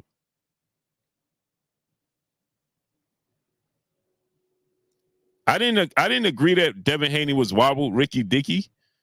He said the fight would have been stopped. And I'm saying, in that instance, you talking about he took punishment, the fight would have been stopped. If that was the case, they would have stopped these other fights. They didn't stop them. So I didn't agree. Drop the $50 in the super chat, Ricky Dickey. They got rocked with one punch, not consecutive punch. I don't care how many punches it was. If you hurt, you hurt. Mr. Big Pay Brave, what's good? If you hurt, you hurt. The referee gonna stop the fight. You said they would have stopped the fight. Based off of what? Off of landing one punch?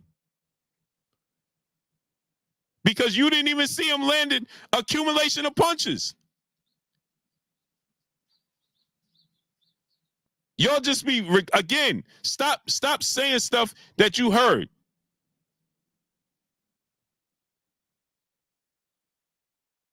B8 said, man, you get so defensive when it comes to Haney. No, I get so defensive when it comes to clowns like yourself.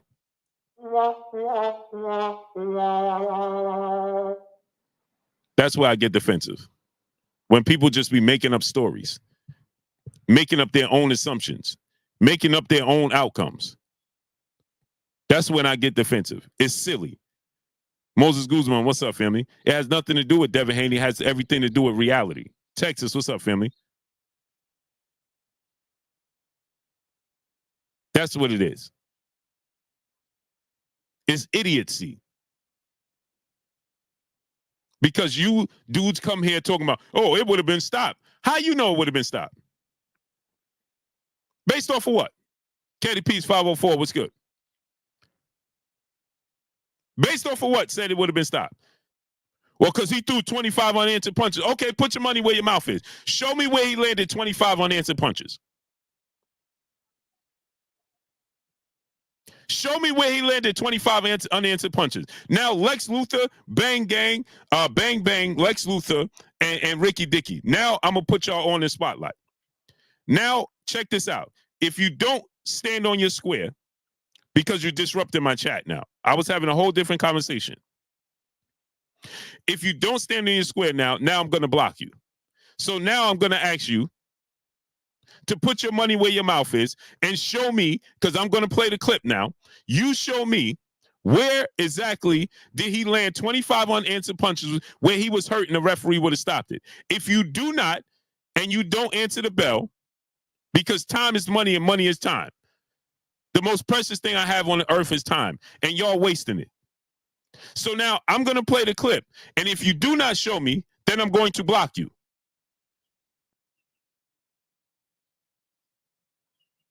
He said you in denial even if I send the money. Send the money, brother. I'm not in denial anything. My word is always my bond. I stand on my square, unlike you. I stand on my square every single day of my life. My word is always my bond. Ask anybody that knows me. I don't have to make up nothing for your $50, bro. Don't need it. You the one come here talking. I don't need your $50. But I'm telling you to stand on your square. If you truly believe what you're saying, then let's make it happen. Okay, Lex Luthor, then stand on your square. Now you got 5 minutes to put your money in the chat, or I'm going to block you too. Boss fan full-time brother in the super chat, dropping that Cinco on your boy Blue. He said, yo, Blue, what up with that weirdo T.I. Erkley looking clown still running his mouth lying about you again? He popped up on my feed while I was scrolling through short. Oh, don't pay him no money. I don't pay him no mind. I pay him zero mind. That dude gets clown of the year. He's leading the circus. Don't pay him no mind. Boss fan full time. Not at all. Ricky Dickey said there's no proof. There's no proof of what? You said that he was hurt and he landed 25 unanswered punches. Isn't that what you just said? Lex Luthor, Ricky Dickey, and Bang Bang? You just said he landed 25 unanswered punches and the fight would have been stopped because he was hurt. Isn't that what you just said? Right? That's what you just said.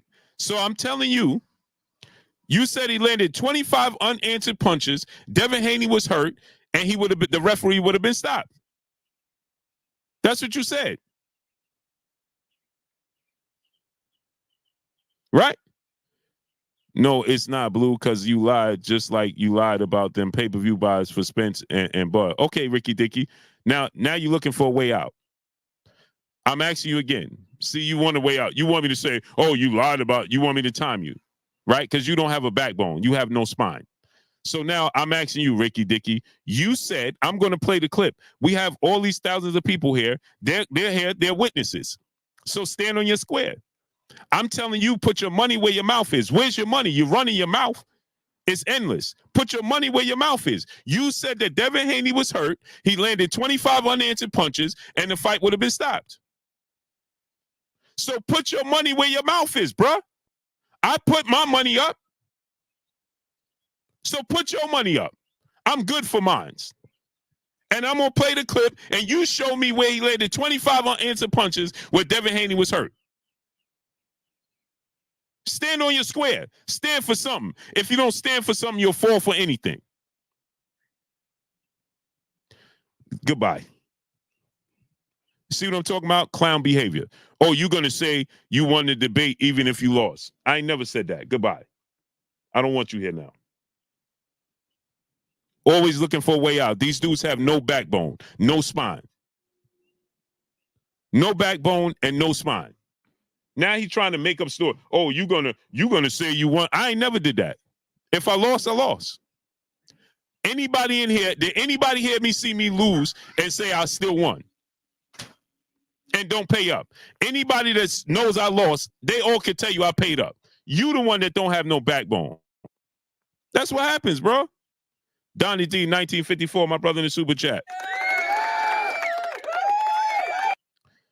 He said, you best believe Blue has the receipts all day. I'm not going to say it if I'm not going to make up stories. There she go. Peace and blessings to the queen. You can hear me? Thank you so much for having me. Let me just make sure my headphones are connected. Absolutely. I was just debating with some I was having a nice heated debate in the chat. So the brother he told me that Tank Davis landed 25 unanswered punches on Devin Haney in the sparring session, and the fight would have been stopped if it was a real fight.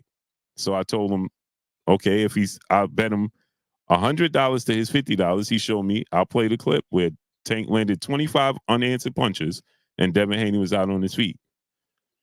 Now he's telling me, but if he win the debate, I'm gonna say he lost, just not to pay. Is ridiculous. But anyway, we got October Red in the building. Peace and blessings to the queen. How you feeling? All right, and thank you so much for having me. It's an absolute pleasure. Blue Blood Sports, thank you so much for having me. My pleasure's all mine. Pleasure's all mine. And I need you to tell the people where to find you before we start, where they can find you, what you do. Tell them about yourself. I'm British, obviously. You can tell by the accent. British, but Jamaican heritage. I've got my own boxing channel, which is October Red Media. I'm on Instagram, October Red Media, and I'm on Twitter, or now no. Your mic went out, Queen. I don't know. Yeah. Is that back? Yeah, it's October back now. Red Media on Instagram, October Red UK on Twitter. So yeah. Absolutely. And she covered boxing. She know the sport of boxing. So if y'all rock with Blue, go subscribe to her channel. You got the link. You can put the link in the chat. Yeah, I should do that. I'll probably do that later on. Just a beautiful name that I've just seen pop up in your chat. Matt. Is it Queen Matt?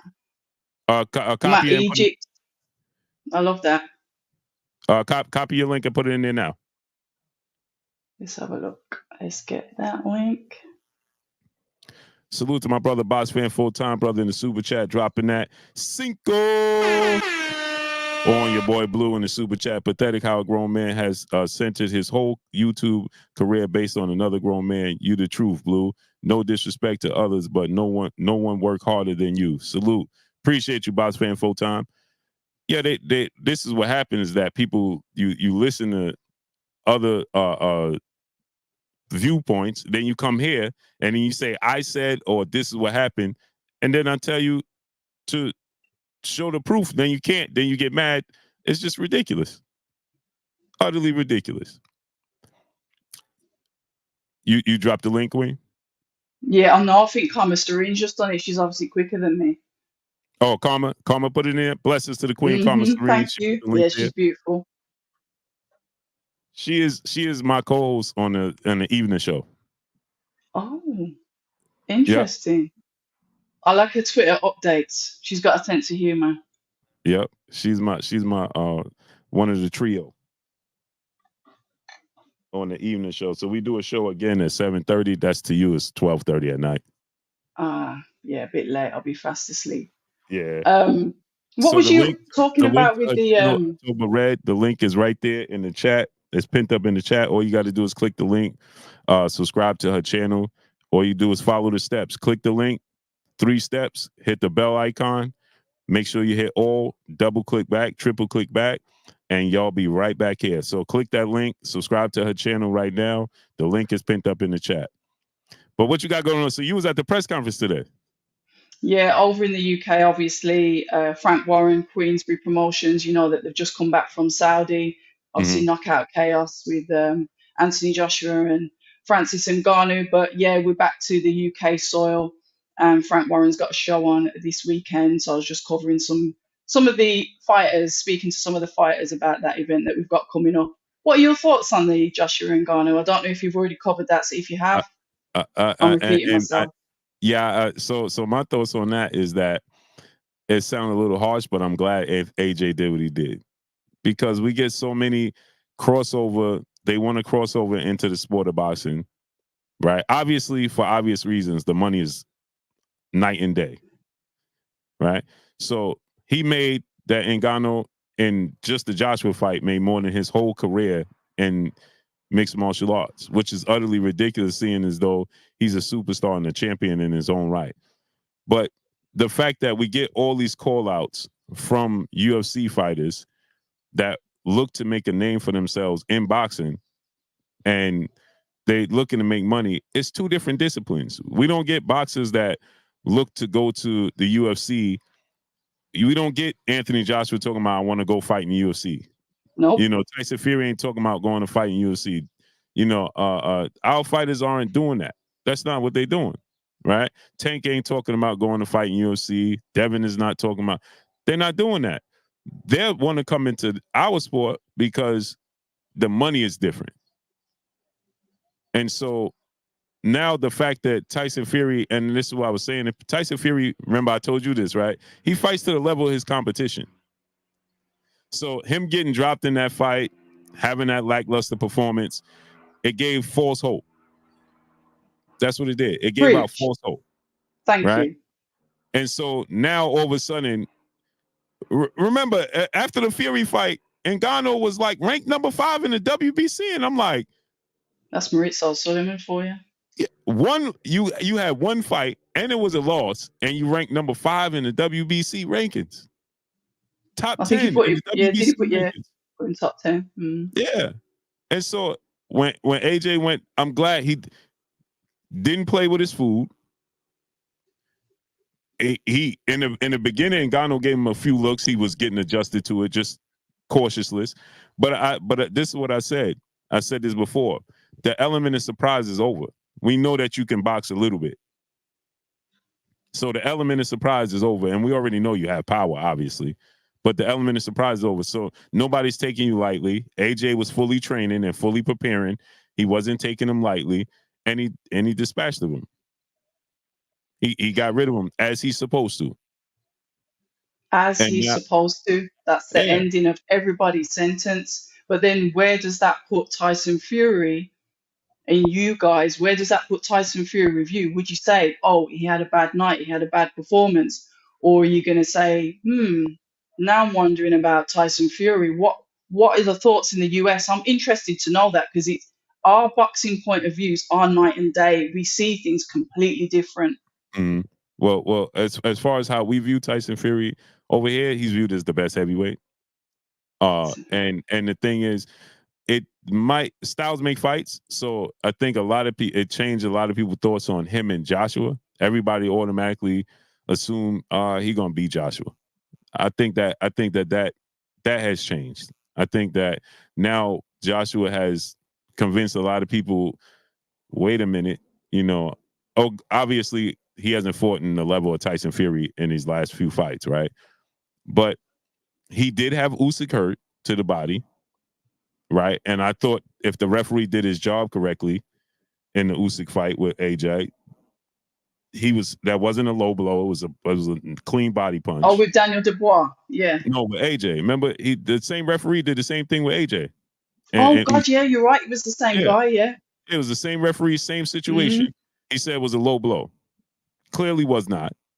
If he would have got credit for that, who knows how that fight would have turned out? We don't know, right? But he seems to have reinvented himself to me. And Tyson Fury, to me, as I told you, I feel like he always with the Otto Wallin fight, the Schwartz fight, it's like he fights to the level of his competition. Then he fight Deontay Wilder, fight Vladimir Klitschko, look like a world beater. Then he fight Dillian White. It's like he seems to be going through the motions. And Ngannou, I feel like he's going through the motions.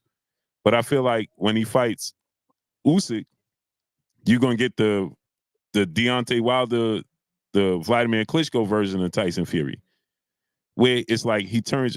Remember, he got dropped by Steve Cunningham, who's a cruiserweight. Yep. It's like, but then he goes and shuts out Klitschko, knocks out Wilder twice. Like, it's like, you know what I'm saying? It's like, bro, and he gets dropped by Wilder. Nobody gets up. He gets up. So it's almost like his mental is boredom with certain fights. He just going through the motions. He may not fully prepare like he's supposed to. He don't take them serious.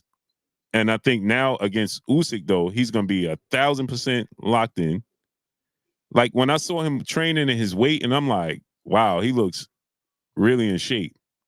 You know what I'm saying? I haven't seen that version of Tyson Fury since the Vladimir Klitschko fight, not even the Joshua fight, because he just gained a lot of weight because he knew he could just use his weight against Wilder. But since the Vladimir Klitschko fight, to deal with it, to be able to move, it looked like that's where he's going back with Usyk. So I think that he just fights to the level of his competition. But I tell you what, though, as I told you, if he beats Usyk twice and he can fight Joshua at Wembley, shoo. Yeah, you did mention that. I can only speak from like over here, and a lot they've kind of like mapping out Anthony Joshua's career based on that May the 18th performance that Fury's got with Usyk. They're not really planning anything because there's supposed to be a rematch with Usyk as well with Tyson Fury. But with everything in the hands of the Saudis, you know they are throwing cash, unlimited cash. So I wouldn't be surprised if there's not a rematch and somebody may be paid to step aside to make that Joshua Fury fight happen. I can't confirm that, but when you start thinking, well, why are you sort of like waiting around for May the 18th before you give out a structure for Anthony Joshua, would suggest that there's probably some talks going on, stuff that we don't know about, to make that fight with Fury closer than before. But we've got to get to May the 18th. We've got to get there, and we've got to see what happens. And that's understandable, because if you look at it, do you want to take Fury is very flaky, right? So if he get past Usyk the first time, do you want to play the game again with Usyk again and take the chance? No. Yeah.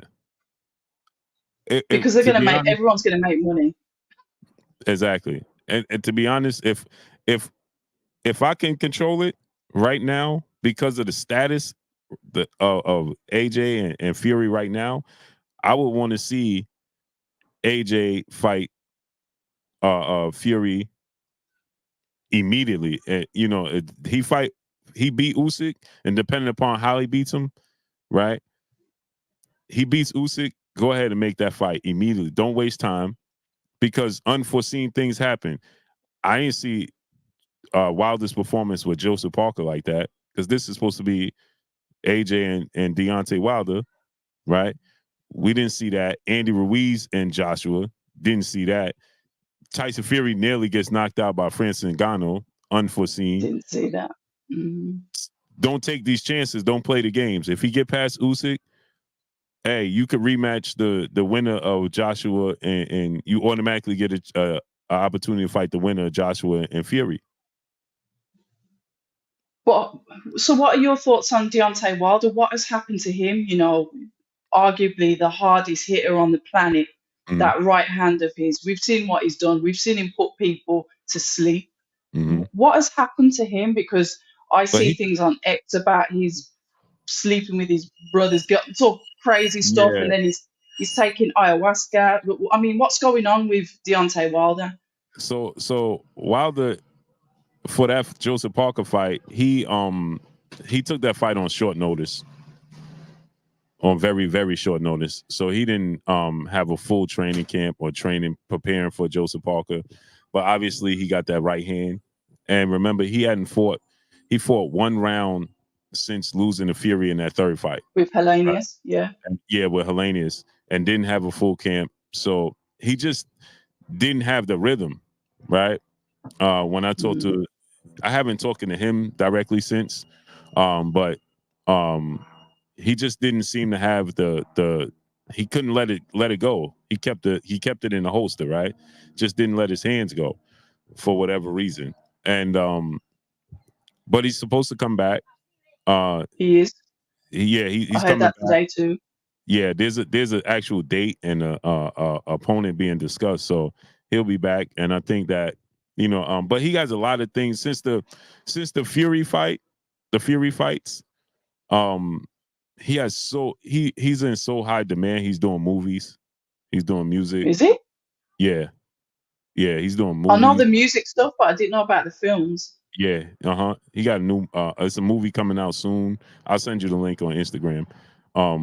So he's doing a lot of different things, but he's not he doesn't live a high value lifestyle. So the money that he's made can put him in a comfortable state. He could take boxing and leave it at this point because he's not a big jewelry designer, 1,000 cars. That's not who he is. He's not blowing his money at strip clubs and it's not what he does. He's just a family man, stays home. He's a country boy. He got one Bentley. He had a Lamborghini and he was like, man, this is too small for me, and sold it. So he don't even have that. But he got his Bentley. That's the custom made bronze bomber Bentley. And he lives a very mild lifestyle. So the money he's made, he's very comfortable where he don't have to box. He's just doing it because his goal was always to be undisputed. So I think that, his next fight, he'll get off the ring rust. I would love to see him rematch Joseph Parker just to get that stain off his resume. Do you think he will do better this time? I do. With Joseph? I do. I hope they rematch, but it looks like Joseph Parker could be AJ's next opponent. Yeah. In a rematch, right? And he did pretty good against AJ in the first fight.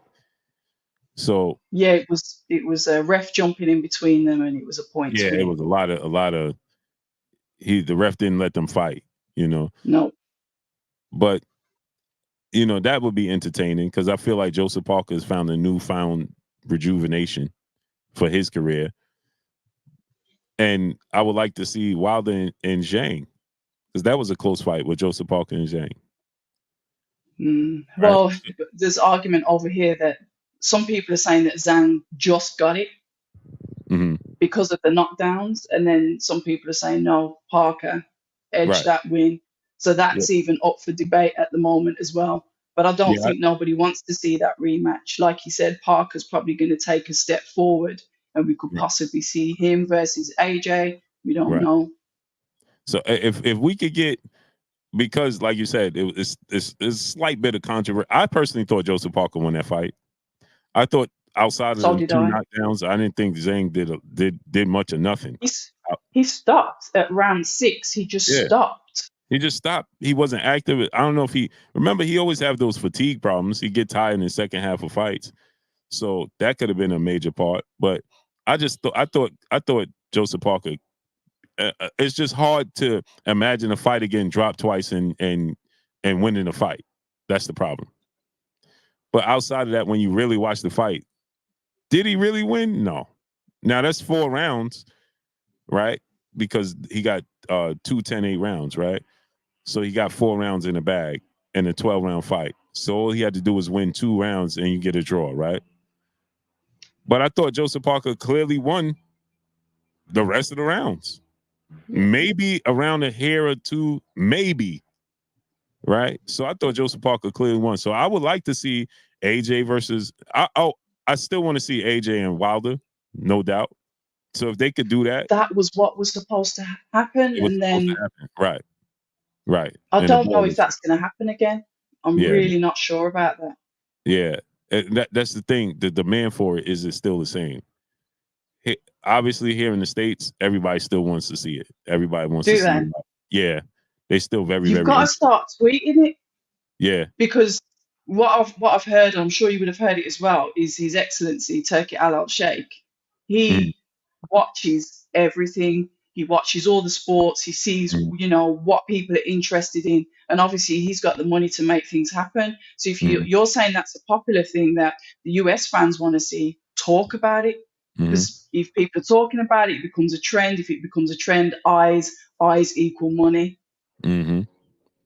Have you been over to Saudi yet? No, No, I want to go so bad. no. Well, what about is it June with Beterbiev and Bivol? Yeah, yeah, that's in June. Have a look at that.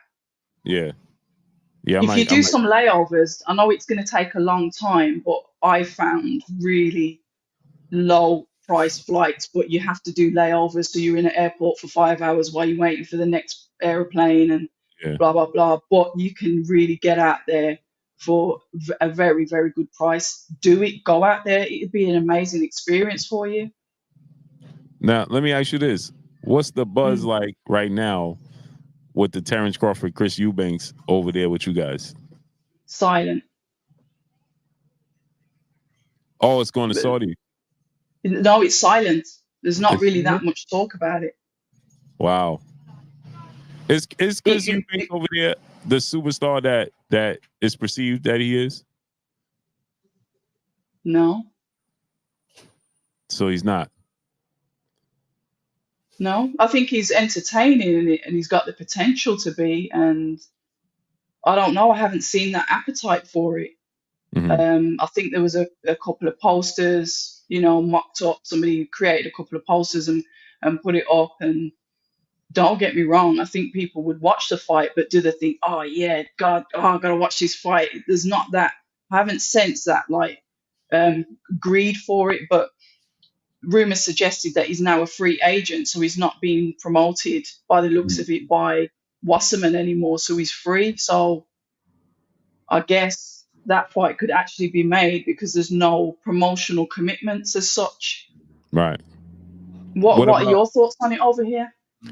Over here, it's like it's a major issue. It's a big issue. The issue over here is that nobody wants to see that fight, pretty much. And everybody is feeling like Terrence Crawford is ducking Jaron Ennis to fight. Right. Explain what's happened with that. Now you can educate me, because I've seen that before, but I don't know the ins and outs. So please educate me, the story on that. Okay, so the backstory with that is this: is that Jaron Ennis is signed to Showtime and Steven Espinosa and Cameron Duncan. Cameron Duncan recently passed away a few months ago, about October, I believe. And Showtime obviously got out the business of the sport of boxing, right?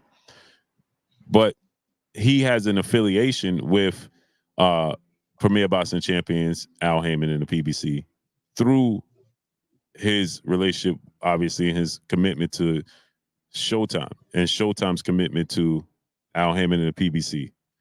So he was ranked.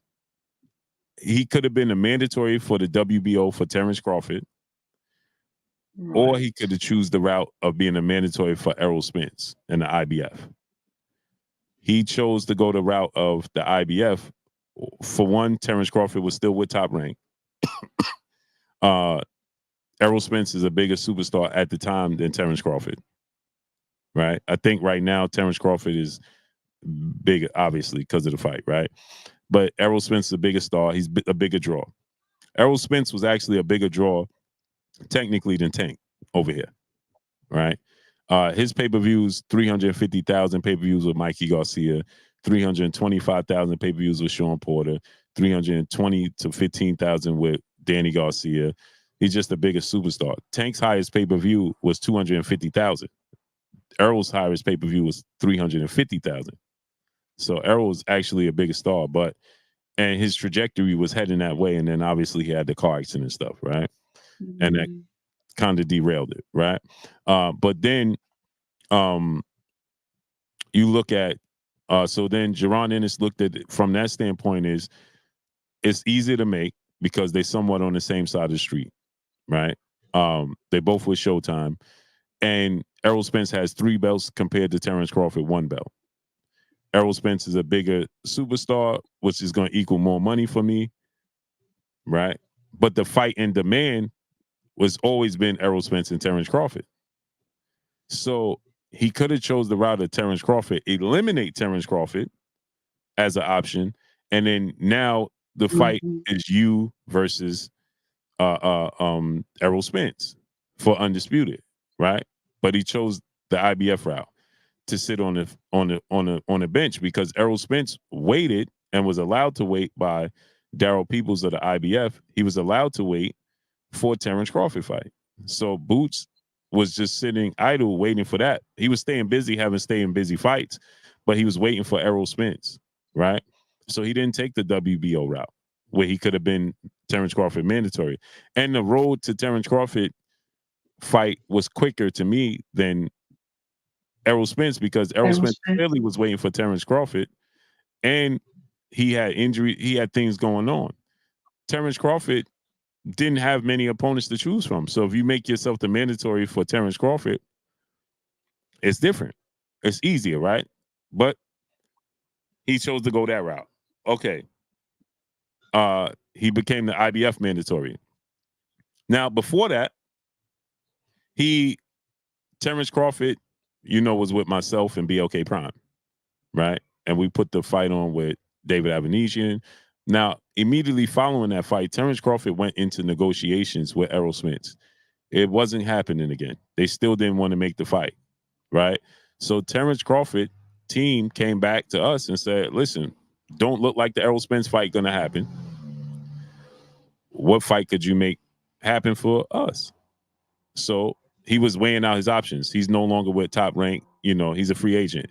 Eddie Hearn has said that, he just didn't have the pieces.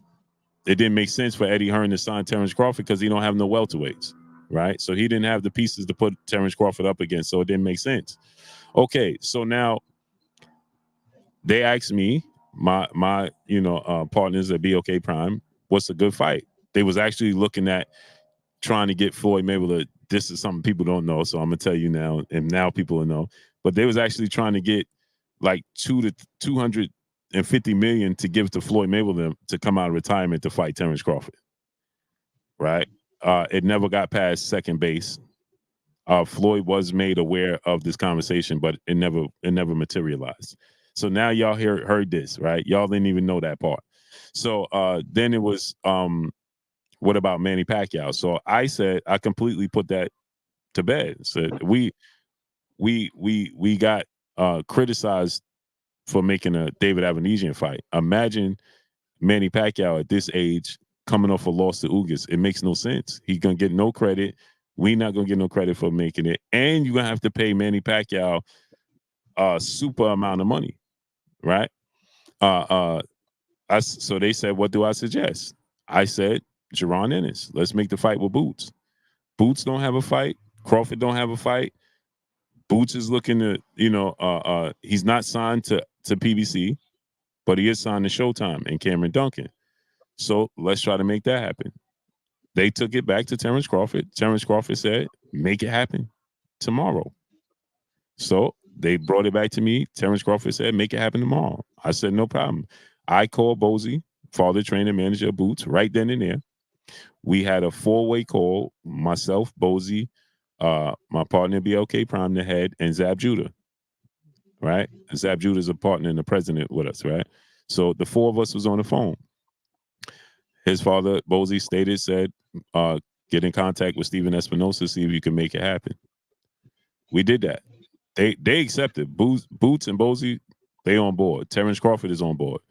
Steven Espinosa has a vested interest, right? It's a conflict of interest for him because he's with Showtime. He don't want to step on Al Heyman's toes. He don't want to step on Errol Spence toes. And him, in the same token, Boots is his fighter, right? So you could get Boots this big fight for a title, right? And on top of that, another thing to debunk, people always say Terrence Crawford wanted to fight Boots in Omaha. No, he said actually Terrence Crawford told us that he didn't even want to fight in Omaha no more. That was his last fight in Omaha, the David Avenesian fight. That was his farewell fight. That was his gift back to Omaha. He wanted to move on, right? So Terrence Crawford was open to it. Steven Espinosa, I believe, just didn't want to step on Al Heyman's toes. So he kept saying that there was no dates to make the fight because, and to granted, there was fights coming up. He said that you had the David Benavidez Caleb Plant fight was coming up in March. You had Tank and Ryan in April. You had Canelo in June. Then you had he said that Errol was fighting in June or July, regardless, right? If it's Terrence Crawford or not, which was supposed to be, now just to refresh you and yourself and everybody's memory, what was going to be Keith Thurman and Errol Spence, right? So I'm saying, okay, well, then let's try to make Terrence Crawford and Jerron Boots Ennis in July, right? But Terrence Crawford wants to fight because he fought in December 9th against David Avenesian. He wanted to get back in the ring. He really wanted to fight in March or April, right? But they were saying this date not available, that date not available for Boots and himself. And then he started talking about who's going to be in control. Obviously, they're the bigger company. Showtime was bigger than BLK Prime, so they wanted to take control of everything and other little details that I won't say on here, but they want to be in control of everything, which is understandable because they're the mother platform, right? They're the bigger platform. It's completely understandable. But at the same token, they didn't want to give dates. Then he doubled back after we finished talking, and then he had a conversation and reached out to Terrence Crawford to see what he could do with Terrence Crawford outside of with us, right? And it didn't materialize. Then Terrence Crawford ended up fighting Errol Spence in July. So Terrence Crawford was well open to fighting Jerron Ennis. Okay, so now he fights. Now he fights Errol Spence. He beats Errol Spence. He inherited Jerron Ennis as his mandatory because Jerron Ennis was Errol Spence's mandatory.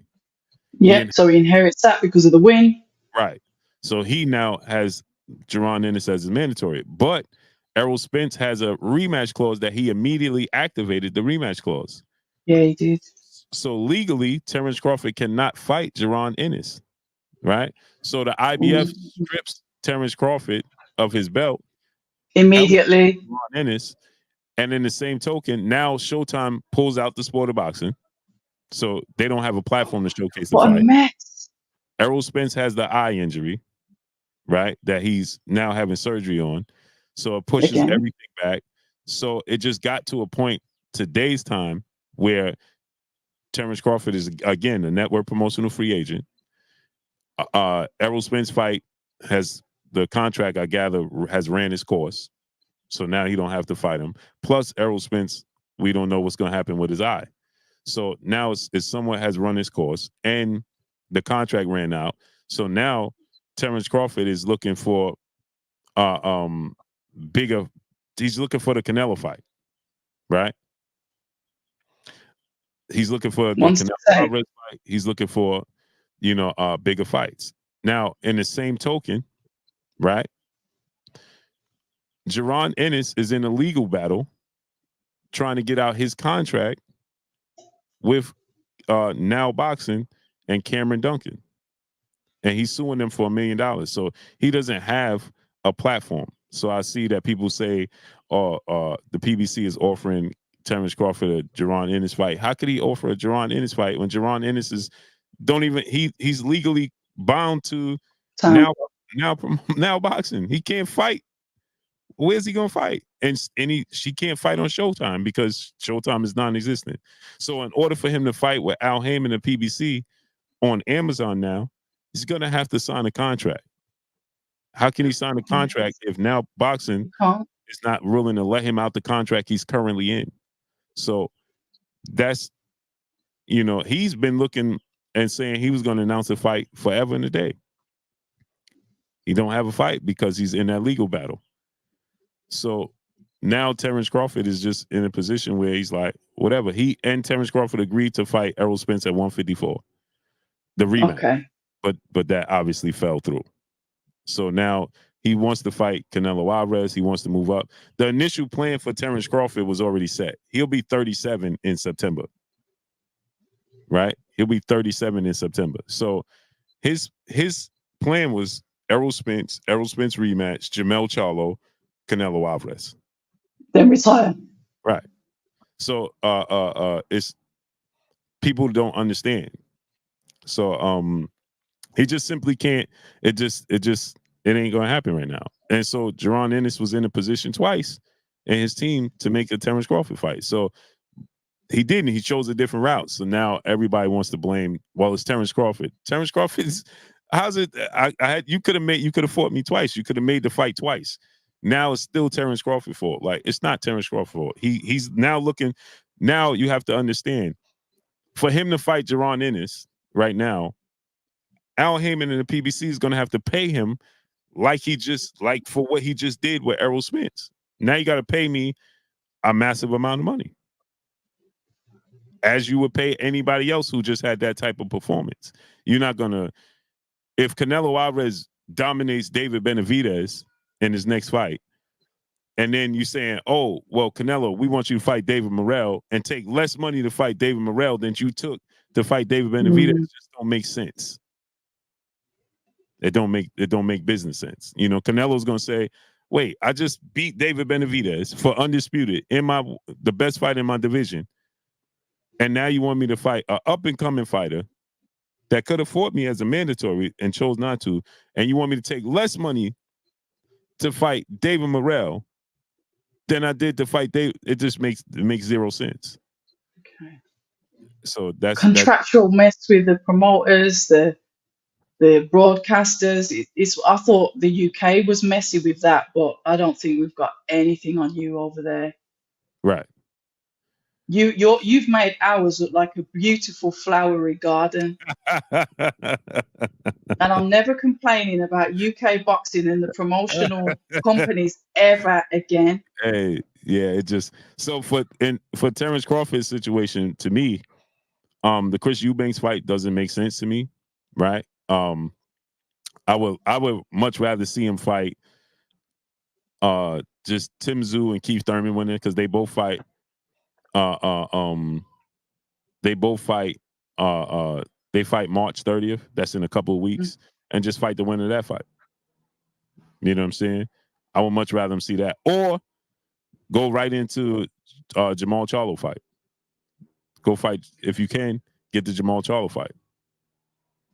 Well, may I ask then, because obviously you're getting that, well, it's internet, so it's out there everywhere. What are your thoughts on what's happening with Ryan Garcia at the moment? Because from where I'm sitting, I'd say that I personally think that he needs help. I don't see it as trolling. I don't see it as a joke. Mm-hmm. I personally think that he needs some support, but I don't know. I mean, you've only got to look at Derek James's face and in the press conference, and he's like he's saying, just get me out of here. Right. So it's like I was just saying this earlier, right? I feel like the situation with Ryan Garcia now, it's like he really don't want to fight. He's looking for a way out. You think he would go that far?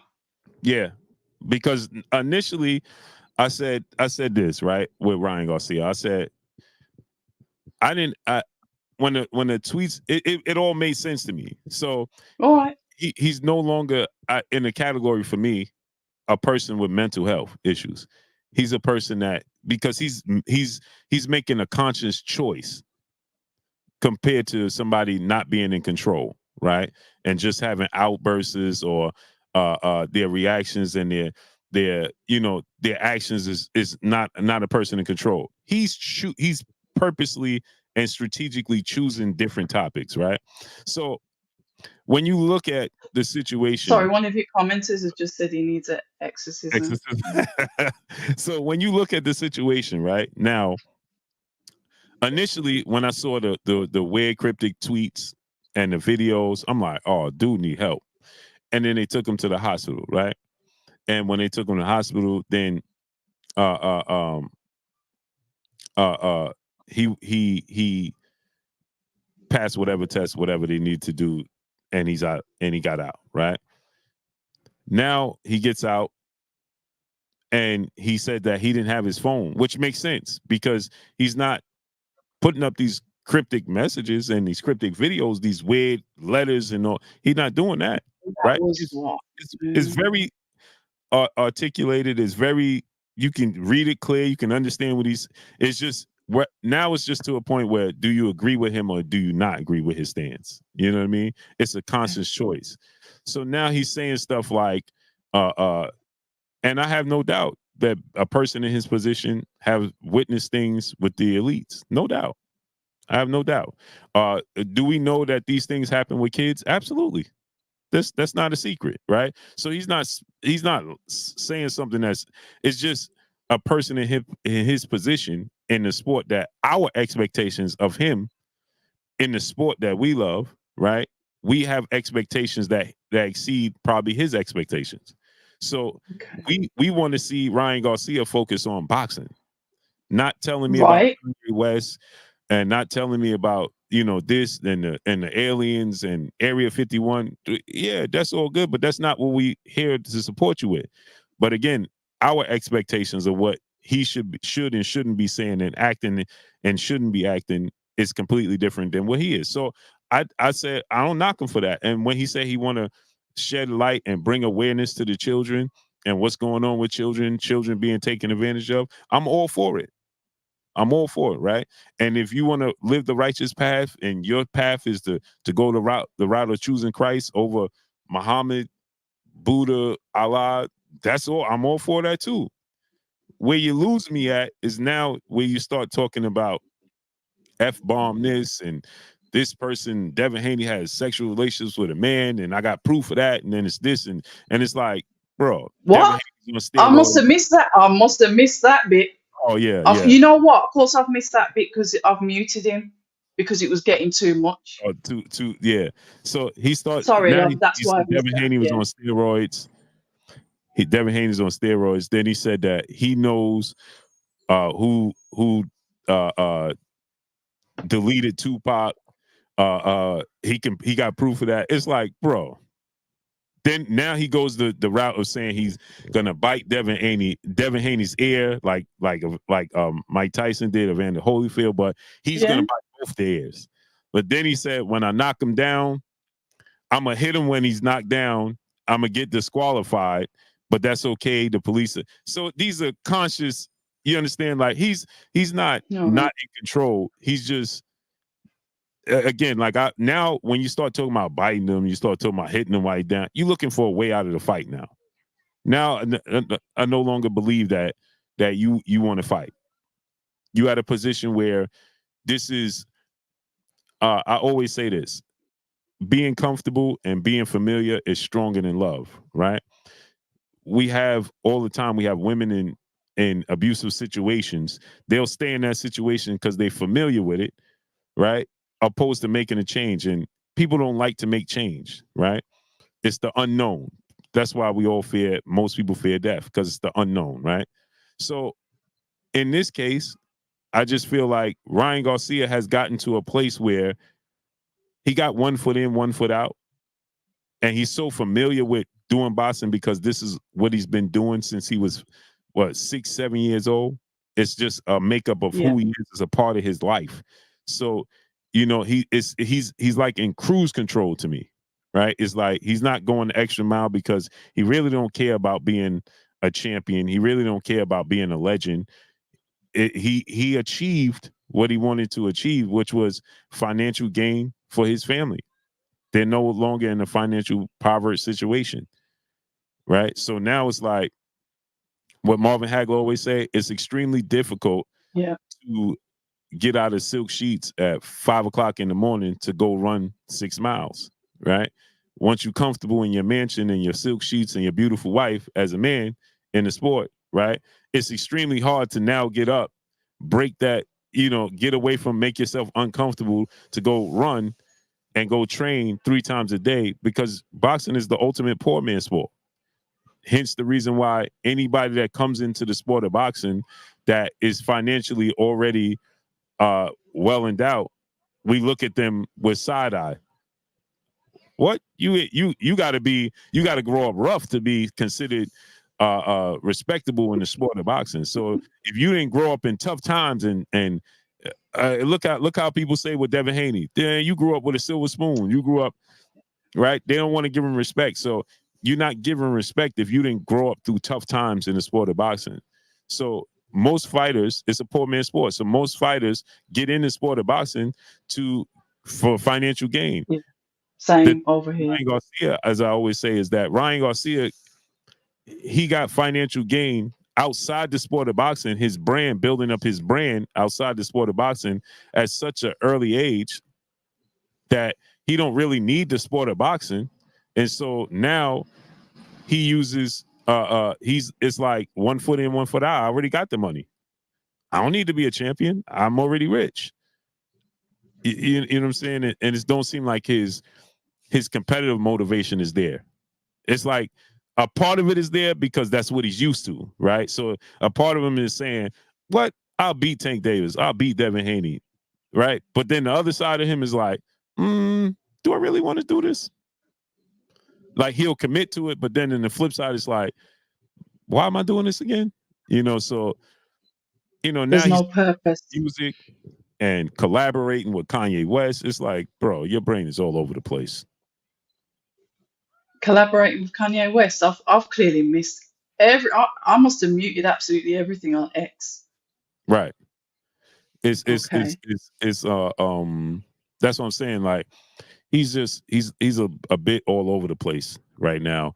And that's what I said. Like, I think at the first sign of adversity in the fight, he gonna pack it in. He gonna pack it in. If he Do you gets, think it does go ahead? Do you yeah, think the fight goes ahead? You do? yeah, I think it's gonna happen because he's gonna do whatever he has to do to get to April 20th, right? Mm-hmm. Because he's using a platform to what he believes is to speak for children. But like I said earlier, right? When you speaking, when you're gonna be the voice for children, and you're gonna be the voice of reason, and you trying to shed light on children's situation, then you can't be having these types of outbursts. You can't, not involving children. You can't be here talking about how every other word is a curse word. Every other every other sentence is derogatory. You can't. And you being the platform and the voice and bringing awareness for children. No, that don't work that way. It just don't work that way. But what's your thoughts? You think he's gonna make it to the fight?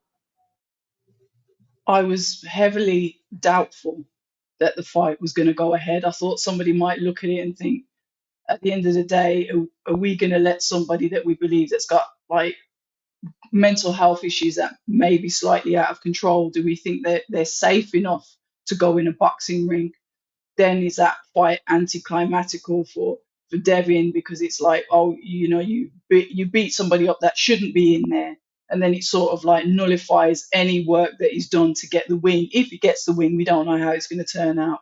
I'm fed up for trying to predict fights, but I didn't. Oh, at first you might have thought, oh yeah, he's being him. You've heard all the online stuff about the white stuff and all the rest of it, but when you start to see that downward spiral, I've seen that with people that have got like bipolar, that have got like possibly schizophrenia, and I'm looking at that and I'm thinking, is he actually okay? That's why I never got involved. I saw people retweeting and being like horrible, and that's why I muted it, because I was like, I'm not going to take the mick out of somebody, And if you're saying that he's prepared to go to these levels to get out of a fight, then he gets what he deserves, because that's low. But I just thought maybe he really does need some help. Yeah, see, But maybe and, that's the pitiful person in me. Maybe I feel that pity too easy. I don't know. and see, for me, um, I was surgical tech and a nurse for 17 years in the operating room. I did the trauma calls, but also when you pick up time, you work in the hospital, you you uh you'll go to other units, other wings, and fill in. So I worked on a psych ward. I worked in maternity. I worked in different wards, different units, and that was my initial reaction, especially when I saw the cryptic messages, the cryptic tweets, and I'm like, oh, bro, need help. But one of the criterias is for them to diagnose you. I'm going to say allegedly because I'm not a doctor, but is that they want you to put sentences together, right? Whether writing or verbal. And they can tell based off of those sentences that you put together, it's not scrambled, that you are in control, right? So that doesn't mean you're not headed down that path, right? Or the early stages. But for the most part, people that have those, that suffer from those illnesses, unfortunately, they don't have control. That's why they're allegedly, I'm going to say allegedly again, medicated to help them be in control, to grasp, right? So Mm. hallucination things, those are things that's just out of your grasp, right? Or you hear things that's not there, it's out of your control, right? He's in full control of what he's saying. He's in full control of of the topics that he's plucking, like the whole Tupac situation, because he knows these situations are gonna gonna garner a lot of attention, right? Yeah, they're going to captivate an audience. Exactly. So you are well in control because you know exactly what you're doing and you know why you're doing it, right? Now, can he be suffering from, like allegedly depression and things like, for sure. And I tell people all the time, money don't make you happy, it make you comfortable. It just gives you There give you you room go. for error, right? It just gives you room for error, right? You can take more chances when you got money, right? You could be more loose with your lifestyle of living, but it don't make you happy. So Mm. he very well could be in a situation where, that could be the case, and a lot of people depend on him, and it's a lot of pressure. But as far as him being in non-control, no, he's very well in control because everything he's talking about is not something off the wall. It's something that we know they Is conspiracy out there. theories because we not always able to touch them, but we know it's not the first time you heard of Area 51. It's not the first time you heard of trafficking. It's not the first time we heard of none of those things. And so it's not a shocker. We heard situations with celebrities being in situations where so this is not something that's out in the ordinary. So he's well in control. It's just that, like he said today, I'm the only celebrity that's bringing these things up, so it sounds odd, right? And because of the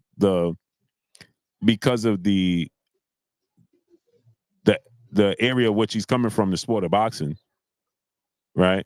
You're a boxer, you're an athlete. Remember we had that whole situation when LeBron James was talking about issues, and the lady told him just shut up and dribble.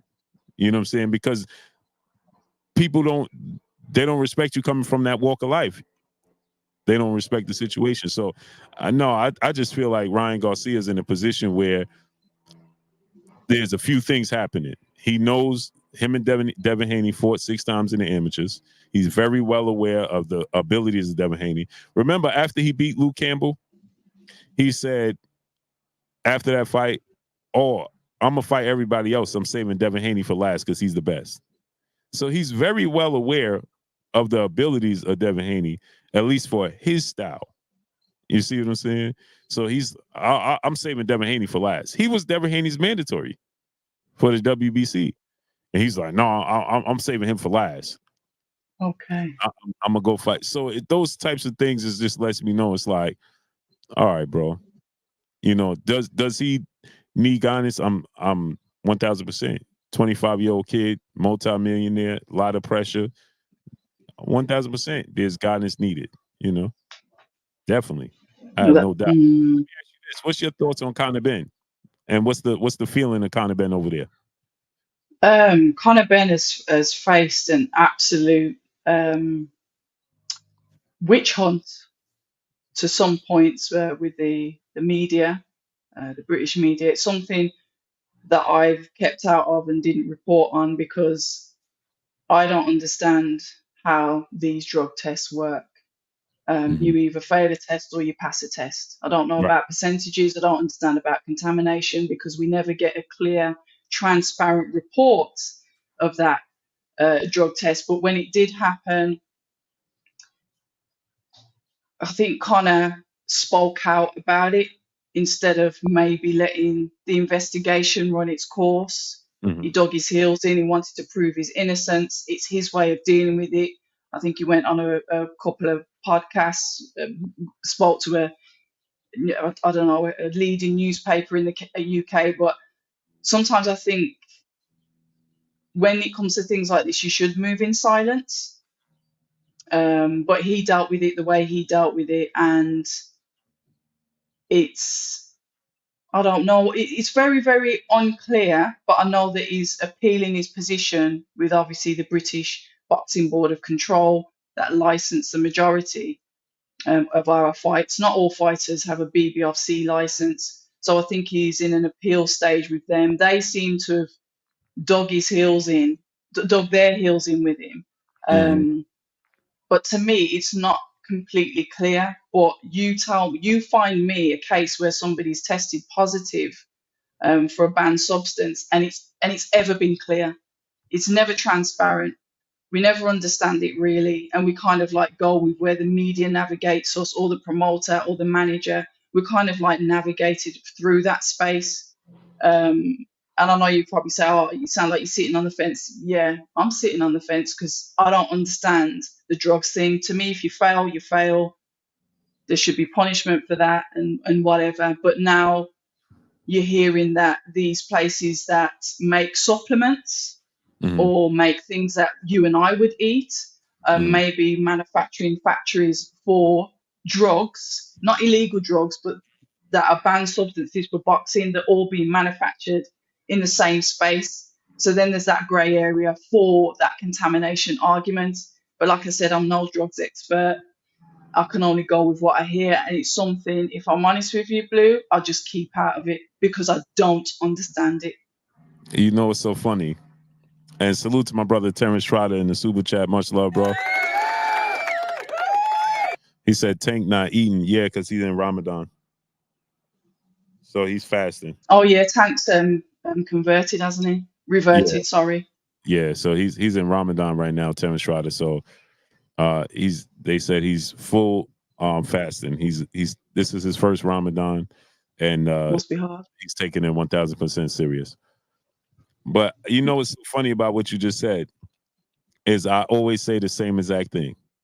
When people ask me all the time, they say, "Blue, why you don't talk about this fighter tested positive? Why you don't talk about this fighter failed this drug test?" Mainly people bring up Canelo, right? And people say, "Hey, Blue, why you don't? Canelo's a drug cheat." And I always say, I don't get into that. And the reason it's not just me then.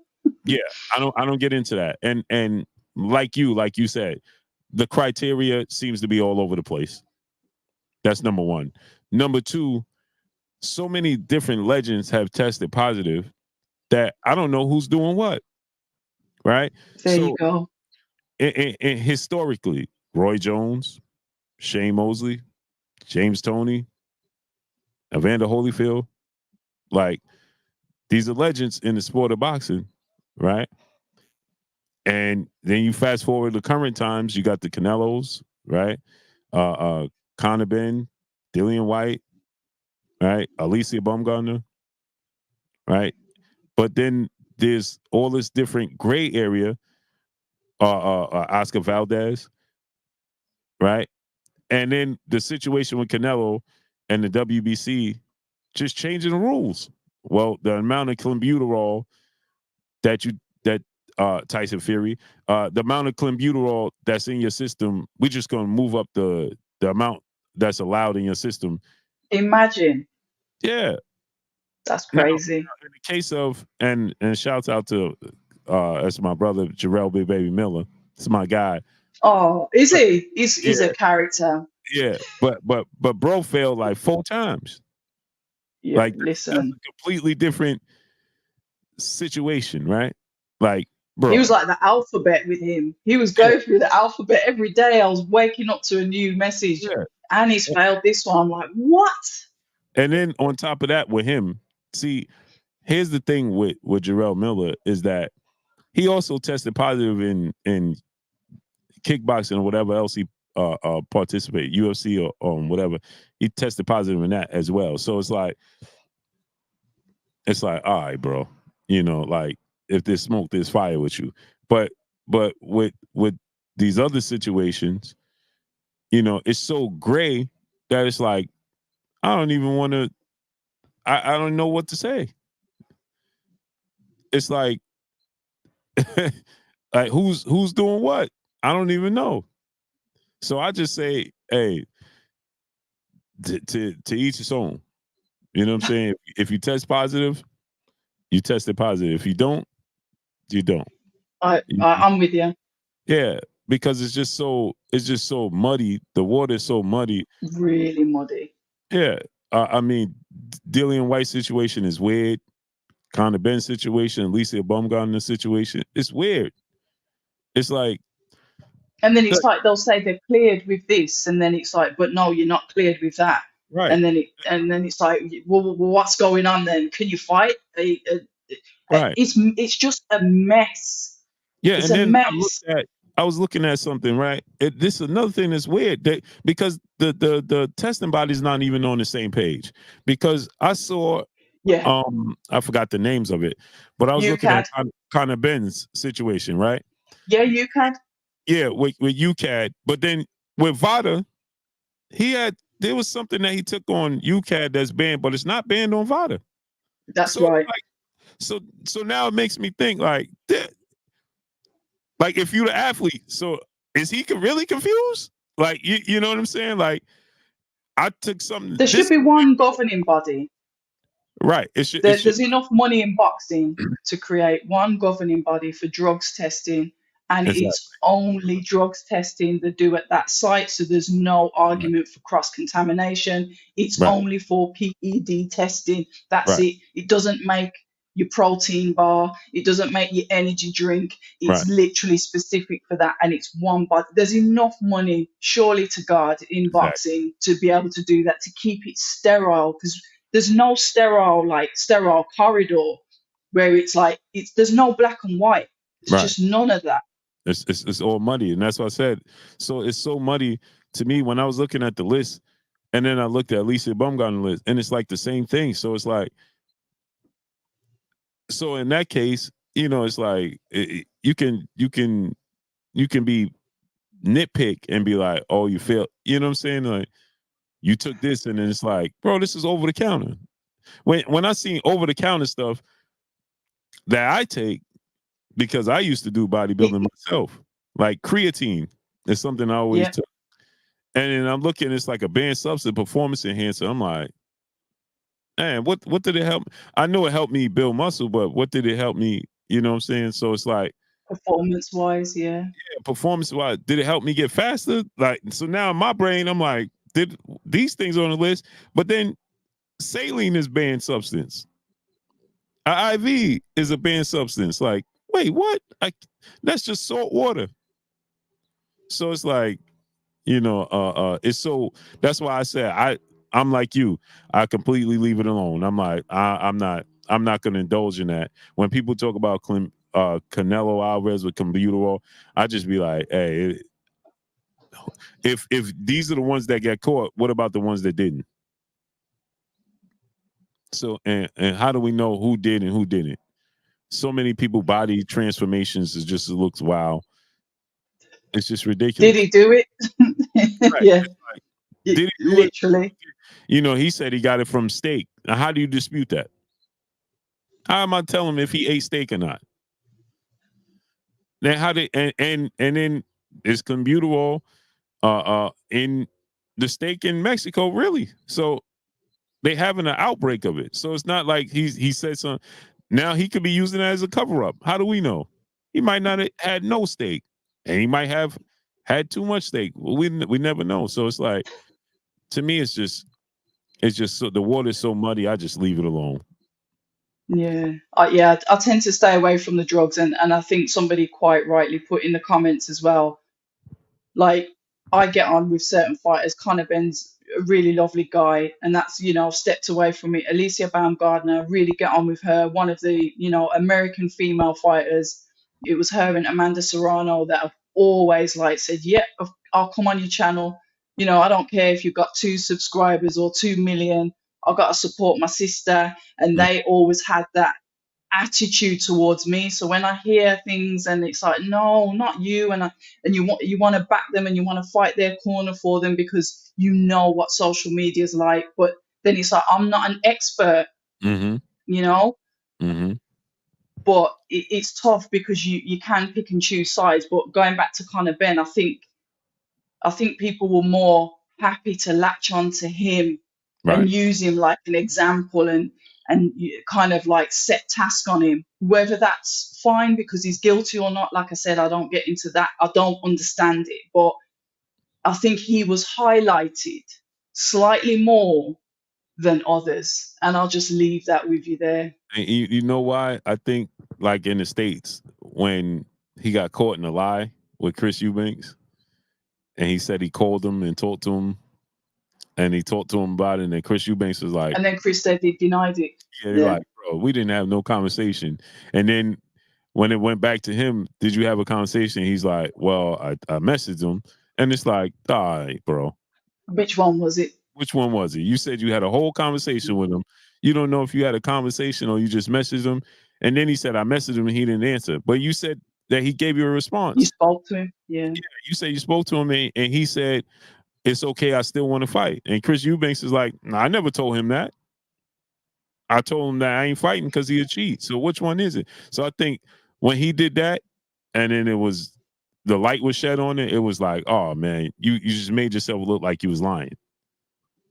But what I can say is they all agreed that this fight would go ahead because of maybe small percentages, whatever it was, because it was as soon as it leaked out to a newspaper, like a national newspaper over in the UK, that's when everyone started panicking. BBLC said, we prohibit the fight. We're prohibiting that fight from happening. And then obviously the rest of it is history.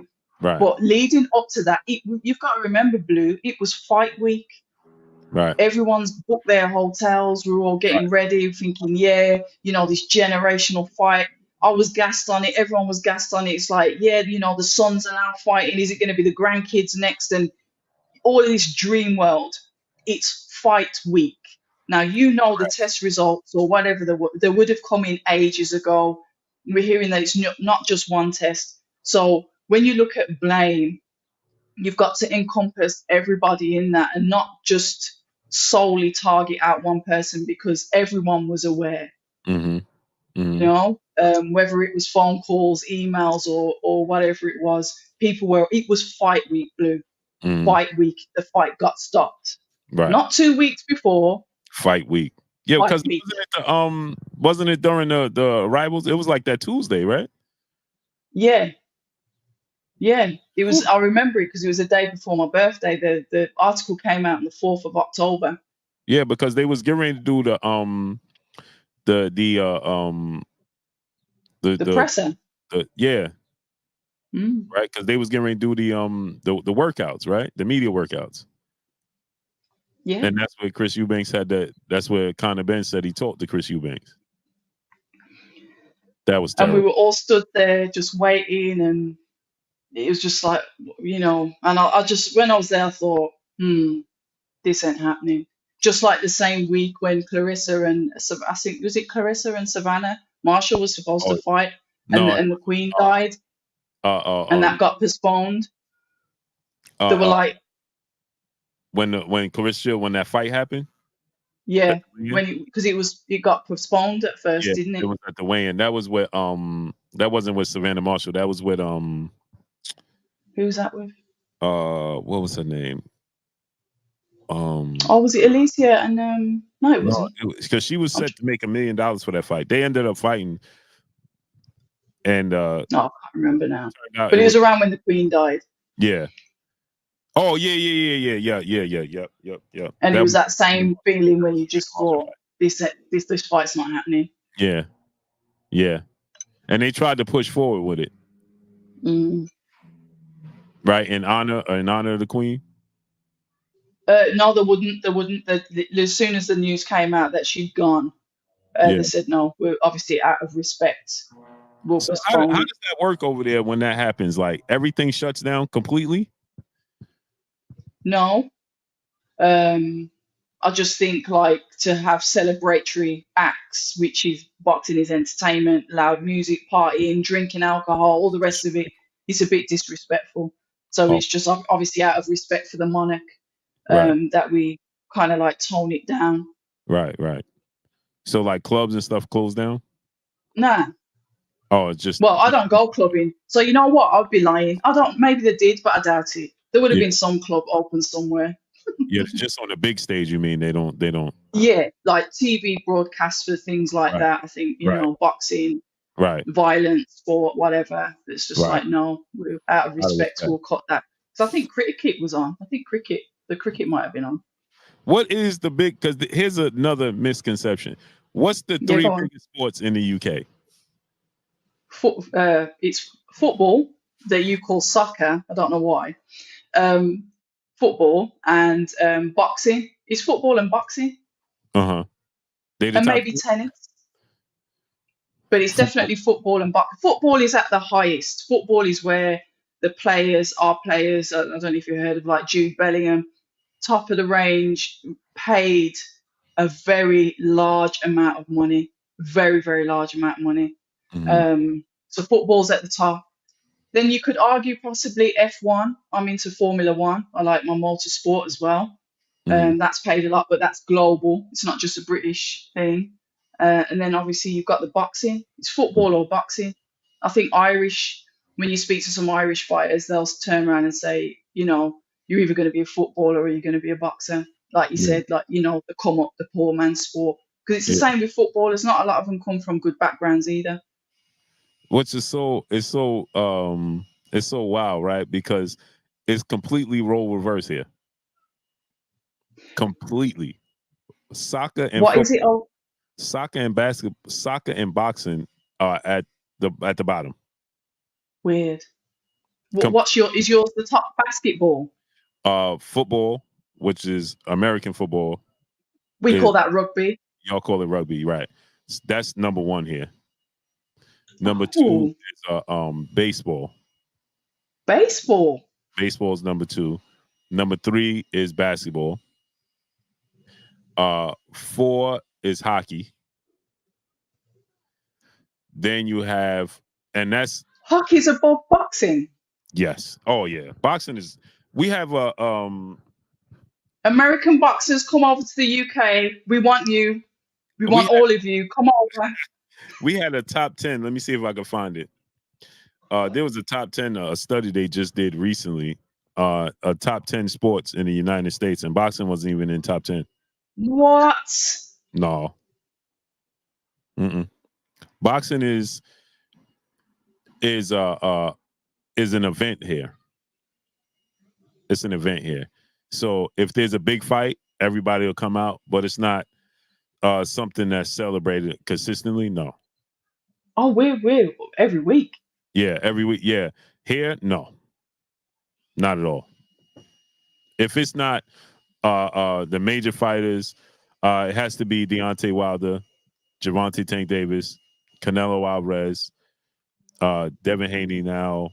You know, it has to be that level, Ryan Garcia, that level of fighters, or people not coming out to support it. No, and it has to be, and the location is a major part as well. Because it's not in the right location, people definitely not coming out to support it. That is heartbreaking. Yeah, boxing is at the bottom. And I always say this, and a big issue that we have here, and the fight that we like myself, the fight that I'm fighting for the sport of boxing is that we don't get the best fighting the best often enough to keep the casual fans here engaged. In every sport here in the States, football, right? You're gonna get the best players they're gonna collide. As some right now, we had the Super Bowl was February 13th, I believe, or something Is like that with Usher and Alicia Keys? yeah, right. So that was the Super Bowl. That's our biggest event yearly, right? So the Super Bowl, the week of the Super Bowl, the week before the Super Bowl, the schedule for next year's games came out. So we know who's playing who, when they playing, Oh wow. date, everything, what time, everything already ahead of time. Right? Now, the NBA is slightly different because basketball is slightly different because they play 82 games. So they don't give you the NFL with football, they give is we have 17 games, so they can give you a layout, and it's only once a week, right? And basketball, like here in New York, the Knicks might play 3 times this week, right? So That's regular. Yeah, every week they're gonna play at least 3 times a week, That right? is regular. That's more regular than I thought. Mm-hmm. Yeah, they play at least 3 times a week, right? So now, but what they do with that also is with basketball, the thing that they do with basketball is they release the holiday schedules. So Christmas Day games, you already know who's playing Christmas Day. You know who's playing on Thanksgiving. You know who's playing on New Year's. You know who's playing. You understand what I'm saying? So it's very consistent with that, right? In boxing, Tank Davis for April of last year, and we still don't know what the date is. We Oh we my gosh, yeah. speculated date that he's gonna fight June 15th, right? But we still don't know. The only fighter we have here that we know when he's gonna fight is Canelo because he fights on the traditional Cinco de Mayo Yeah. June weekend, the and 4th, is it? May is May 5th, May but May he 5th. always fights that Saturday. So Yeah. this year is May 4th, right? And he fights the Mexican Independence Day weekend, which is the second weekend in September, which happens to be September 14th this year, right?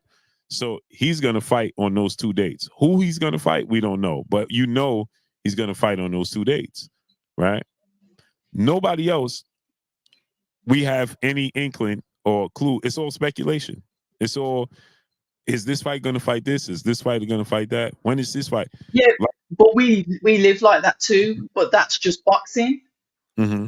But with your schedules, with your other support, which is kind of like team sport, boxing is the only solo sport, isn't it? Right. All the rest of the sports that you've listed, it's a team effort. So I guess you can kind of like schedule that. But boxers, it depends on, like you said, broadcasting networks, promotional companies, weight classes, illnesses, because it's like it's almost like an onus on one person. So Mhm. that's kind of like what we've got here. But I think even saying that, His Excellency is trying to change that up because he's already announced, and this is in the last hour since we've been on this live, that he's arranging. Hold on, let me see if I can find the tweet. That Mhm. Anthony Joshua will fight Tyson Fury twice, one in Saudi Arabia and one in the UK. And you So he's say, already starting to push that right, narrative. Remember, I was saying that I could imagine there possibly won't be a Usyk rematch or right, Fury rematch, however you want to look at it. right. Yeah, I think they're going to start to. And as it should. Now, look at this, right? Jerron Ennis Mm, for June. yeah, We don't know when he's fighting again. yeah. So we teetering on another year. Jerron Ennis only fought since he fought. It's a year when Tank fights because he fought April. It will be over a year since the last time he fought. When uh, Deontay Wilder fought October of 2022. and didn't fight again until December of 2023. Right. Jamal Charlo had one fight, and he had one fight, which was his last fight. That was his first fight in November in 2.5 years. Then we have, when you look at Jamel Charlo before he fought Canelo. Oh my God! He didn't fight for 14 months. Yeah, that was crazy. Terrence Crawford, Errol Spence, when they fought, Errol Spence didn't fight in over a year. Right? Keith Thurman fought 3 times in 7 years. 3 times in 7 years, Keith Thurman fought. How ridiculous! That's horrendous. Yeah. Then you look at, the young fighters are trying to stay active, like Devin Haney, Teo, Shakur, right? Lomachenko is going to fight in May, I think, against George Kambosos, right? Yeah. But the last time we saw him fight was the Devin Haney fight. Devin Haney will have 2 fights since the last time Lomachenko fought. He fought Regis Prograis, and now he can ready to fight Ryan Garcia. He would have had 2 fights by the time Lomachenko fights again. It's ridiculous. It's ridiculous. And so it hurts the sport of boxing. It doesn't keep it. It doesn't keep it in our face enough to where we can, get familiar. You don't get familiar with fighters. So what do you think about Eddie Hearn coming over to America and putting on the shows over there and trying to be more active? I know that he's come over and done a couple of things over in Mexico. He's done Miami, Florida. So what are your thoughts on that? Are you like, no, get this Brit out of our country? Are you quite patriotic where you don't want the British coming over? Because when it comes to Americans, we'd be like, come over, come on, Americans, come over. We're welcoming. We don't mind it. We don't mind at all. The British come over. Look, Conor Ben is staying active, right? Absolutely. See you later. Okay, baby. Conor Ben actually fought, twice already, right? And now they're talking about him fighting Manny Pacquiao. Now he got the situation in the UK, right? He can't fight there, but he's staying active here. So it's like, the problem is that the fighters are just simply not staying active, and we don't care. I don't care who come over here and fight. Just fight. You know what I'm saying? Fight. We don't get, and that's the problem that's killing the sport of boxing for us here in the States, is that we don't have it drags out for way too long. Devin Haney and Tank Davis, right? Shakur and Tank Davis. These fights, they dragging. Teofimo Lopez, Devin Haney. Why is it dragging out? Right? And then everybody wants it to be quiet and well, I know this and I know. Why are you doing that? It's killing the sport here. It's not even top 10. At the top level of boxing, which those guys, you could say, like you said, when you know the names in America, they're the top names. When you get like that in the UK as well, the fights, they're not that active either. Anthony Joshua's changed that narrative. He was one of them, world champion, not fighting as often as we'd like to have fought, but he started to get active. And another thing as well, you've mentioned, obviously, with the contractual agreements, like with the boxing politics over in Saudi, the excellency, his excellency over there is literally said, I don't care about none of this. I want to see the best fight the best. We've been asking for Bivol Beterbiev for years because that's a fight that we want to see. We've been asking for that, and all of a sudden he clicks his fingers. Guess what we're getting in June? Right. So for the people that are saying, "Oh, Turki Al-Sheikh is bad for boxing," I tell them, I said, "What? That's just the most silliest thing in the world. He's the best thing that happened to boxing." Now I saw that. Did you see the interview that Eddie Hearn and Oscar De La Hoya did to sit down? Yeah. And they were saying that the only thing they don't like with Turki Al-Sheikh is resetting the market. That's not reasonable. But the thing about it is, like Eddie Hearn said in that interview, the fighters have to be reasonable. They have to be realistic with their demands. They're not realistic with their demands, so that's what's hurting.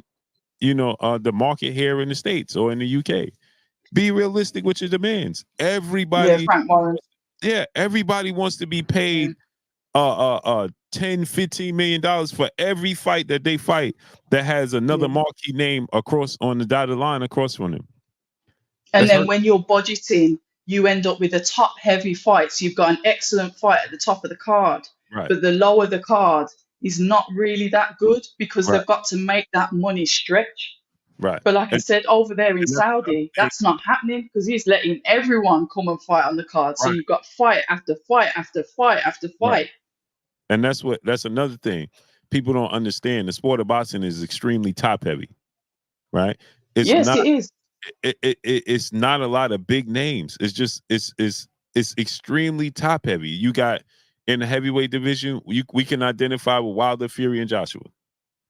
Then on the next tier, you got the Dillian Whites, the Jarrell Millers, the Joseph Parkers, but they're not well known, right? And then we got Devin Haney, you got Tank, you got Shakur, you got Ryan, you got Canelo, you got the Charles Spence and Crawford. It's just the next, and the rest is just flying under the radar. You have more B-level fighters than you have A-level fighters. And you have way more C-level fighters than you have A and B-level fighters. But they're not, but because we don't keep them active enough. I was about to say the investment. Yeah. So now they're not in our face enough for them to be B-level fighters and work their way up and be familiar. Hey, oh man, this dude is good, man. But we don't see him. He's on a non-televised card. Crazy. If he's on a big card, he ain't gonna be televised. We have that. That. Yeah. Problem. Yeah. Or it's not gonna be promoted. Right now, there is Keith Thurman, Tim Tszyu, Isaac Cruz, Rolly, right? They fighting March 30th. That's 2 weeks, right? There's no promotion. I was about to say, where's the promo for that? There's no promotion. Wow. There's nothing. There's nothing. There's no commercials. There's nothing. It's absolutely nothing. But why? Because it's like they don't want to invest the money here because the sport of boxing is just not. It's just not big here. And it's a shame. It's a shame. It's absolutely terrible. And then this is what happens. Then my arguments be when I come here every day and argue with the fans is that support. I always say this: be a fan of the sport of boxing first. Be a fan of the fighter second. Yeah, I agree. When you the sport of boxing first, it grows. You see things much clearer than if you just solely a fan of a fighter. You are being part of the problem. You have 10,000 excuses, rhymes, and reasons why your favorite fighter should not be fighting this fighter. Opposed to just saying, now you have fans, like I have arguments daily, that are arguing about promotional companies. Why do you care? I don't care. I'm not a fan of a network or that is the craziest thing I've seen on the internet, where people will literally threaten each other's lives over a promotional company. That is very odd. That is extremely strange. And these people wouldn't, excuse my French, piss on them if they were on fire. Exactly. And as a matter of fact, they do the opposite. They piss on them and tell them it's raining, right? That's what they do. So you have fans now are talking about splits and percentages and companies and this fighter is ducking this fighter because you ain't with this company or you could. What are you talking about? I don't care. I could care less what network. I don't care what soil they fight on. I don't care what promotional companies promoting it. I could care less. I just want to see them in the ring. I don't care about whose name is on the ring, whose name is in the corner, whose name is. We don't though, do we? It's irrelevant. It's irrelevant because as you watching the fight, you ain't even paying attention to that. No, you're not. But then we've given that kudos, then that platform for it to be about the promotional companies, about the promoters, about the broadcasting networks, rather than the sport itself, which just goes straight back to what you said. You've got to support the sport rather than being biased and picking things, because it's not going to grow. We're responsible for killing the sport as well. We are the ultimate. We are the, you have, they say the weeds grow in your grass and kills your grass. That's what the fans are, because you are the consumer. I give this analogy all the time, right? I don't go to McDonald's and ask for a Whopper. That's Burger King, right? Or imagine going to a restaurant and saying, I'm paying for a T-bone steak, and they say, okay, well, here go a meatloaf, but you're paying the same price. No, I want the T-bone steak. I want what I'm paying for. No, fans are in the sport of boxing just happy to be delivered, just because it's your quote unquote favorite fighter.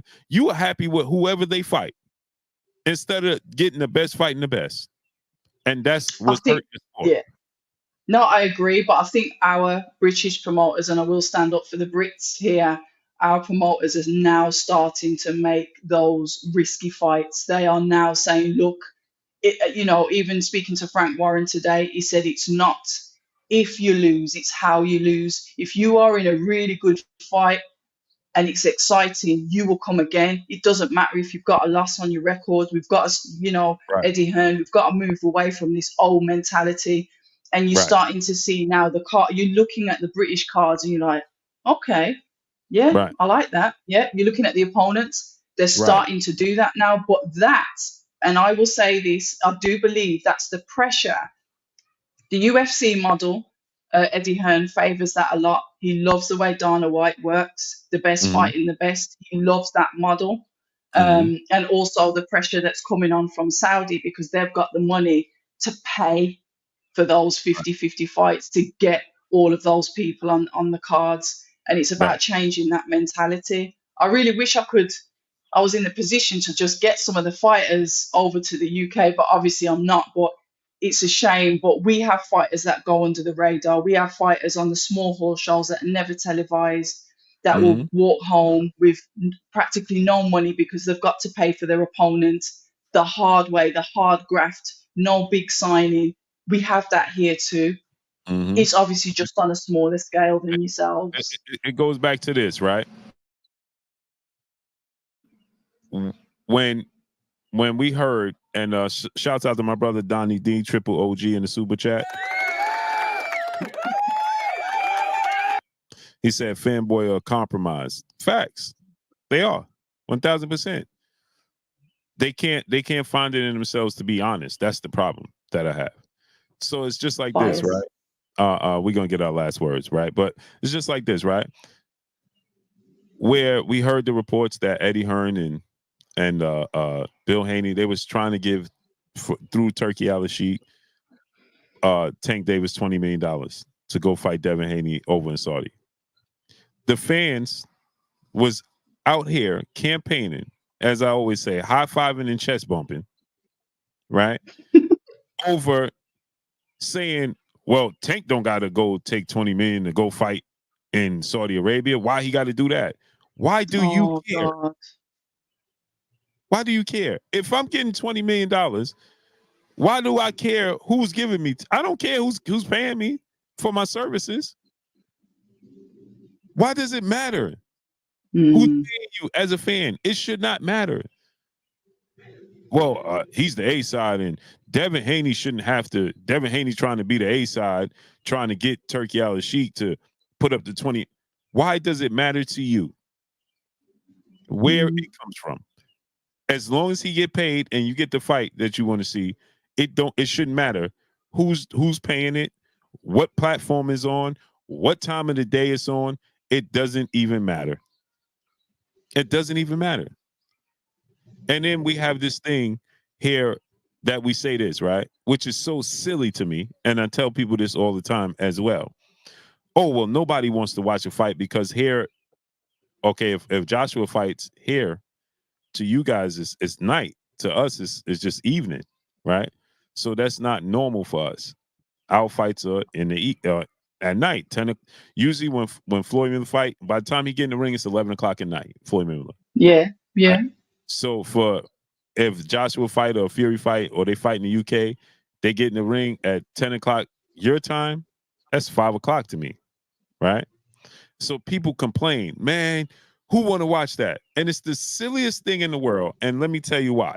Like Steven Espinosa had recently said, he made a comments about Turkey al-Sheikh and fighting in Saudi Arabia and that being consistent because it hurts the market, is what he said, because of the time, right?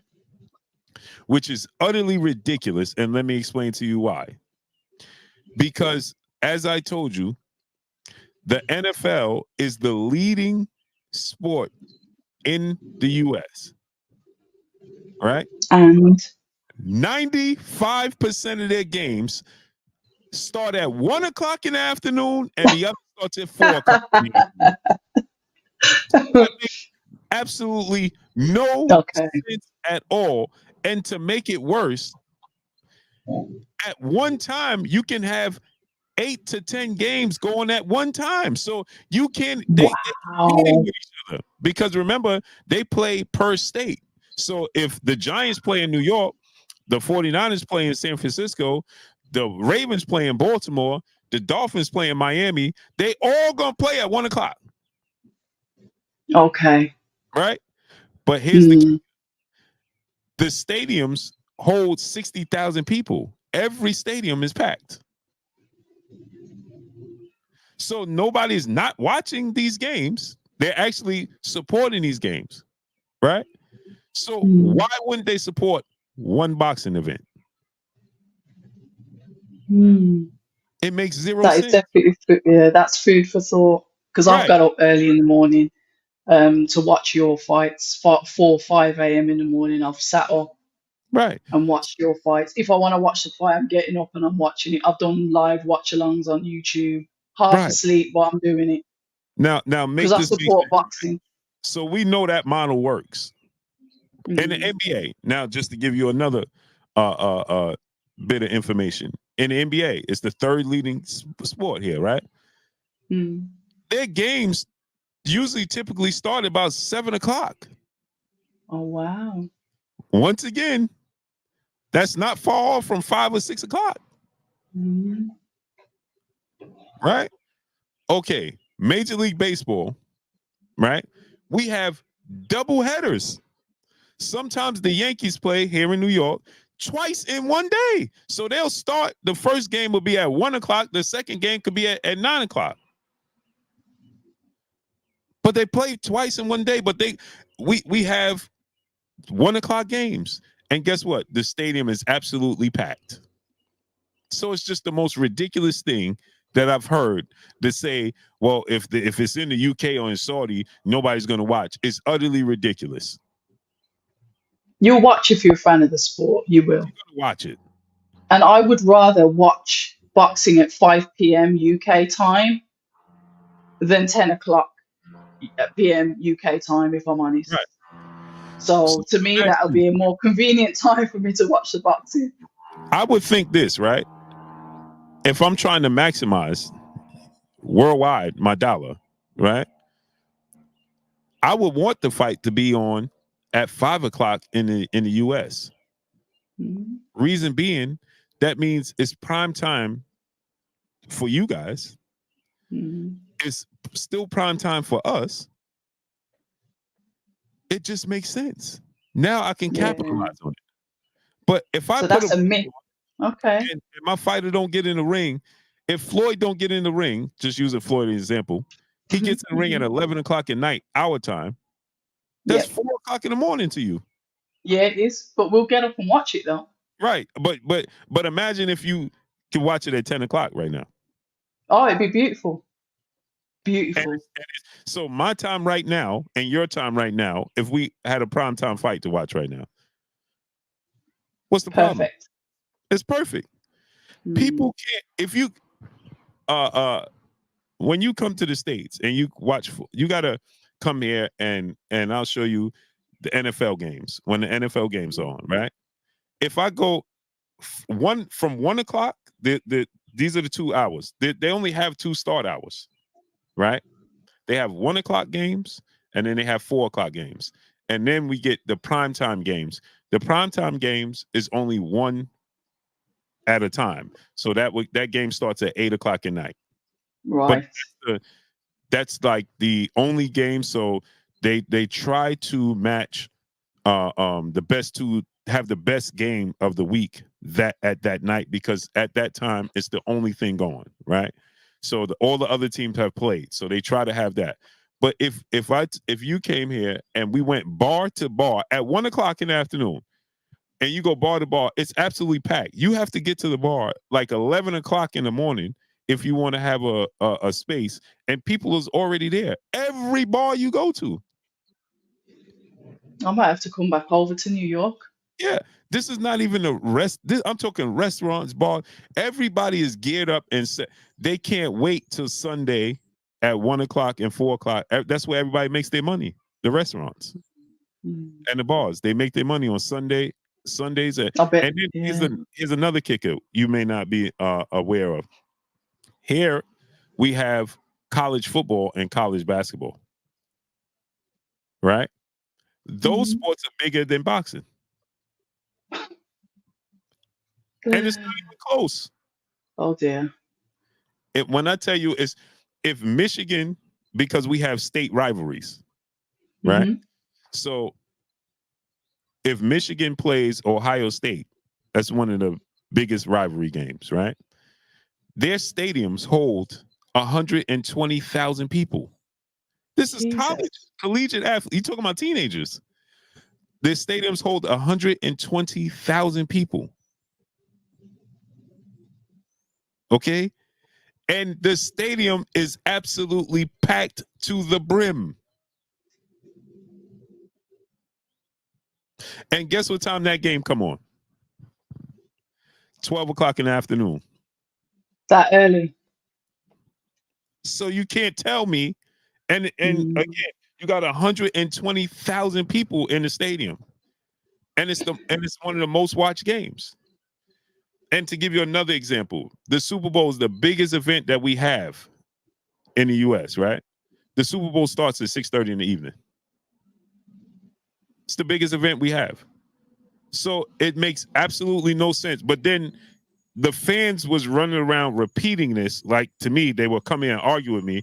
Oh, it don't make sense to have these fights in Saudi. Look at the early time. And then I give these examples, and then people like, well, yeah, but they try to make it an excuse. No, it doesn't even make sense. The Super Bowl is the biggest event we have in the United States, and it starts at 6:30 in the evening. This year, it started even earlier, and it's the most watched Super Bowl, I believe, in history, and it started at 6:15. Yeah. Well, from when that rippled over to the UK, that was massive, because we were talking about it over here. Well, to be fair, we were talking about more the performances of the artists rather than the Super Bowl itself. You got to see. I'm gonna show you a picture of how the stadium looks when those stadiums are massive. Ohio State. Yeah, just the stadium when Ohio State and Michigan plays. Right? It's absolutely ridiculous. It holds 100,000. Hold on, let me show you. This is one picture, right? This is college football. Oh my God, yeah. Right? That's college. This is collegiate athletes. It's not this is not pros. This is college. College. Here you can see the stadium here. Much better. And this is collegiate athletes, right? This is not professional athletes. They just recently started getting paid, right? This is 100. They have 121,000 people in the stadium. Jesus, that is huge. And it's packed. 121,000 people in that stadium to watch teenagers play football. You need to start putting some of the boxing events on first as prelims prelims and then I've been edge saying it that. into that. All right, Yeah, okay. I've been saying that Switch it to because the converted. All right, right. it just makes sense because if you do that, you're gonna Errol Spence biggest non pay-per-view fight that he did was when he fought Leonard Bundle, and it was what they did was they scheduled it right after the Olympics went off. So it aired immediately following the Olympics, right? And Yeah. so obviously people thought it was part of the Olympics, so that the all of that viewership Clever. just carried over, right? Yeah. And people was like watching the fight. It was one of the biggest, most watched boxing matches. So But why yet, didn't they run with that narrative? they don't do it. They still don't do it. Weird. Makes no sense. You can completely take complete full advantage of piggybacking off of other sports. Yeah, 100%. Especially Right? with the amount of sports that you've got Yeah. It makes and no the sense. revenue stream from those big sports. It makes zero sense. None. Mm. But I'm gonna let you get out of here. Thanks for having me. Absolutely. It's been educational. Yeah, and don't be a stranger. We're gonna have you again. And 100%. I'm going over to her channel. When we gonna do that? Listen, when you're ready, we can do something next week. Let's have a look. Dillian White's fighting on Sunday.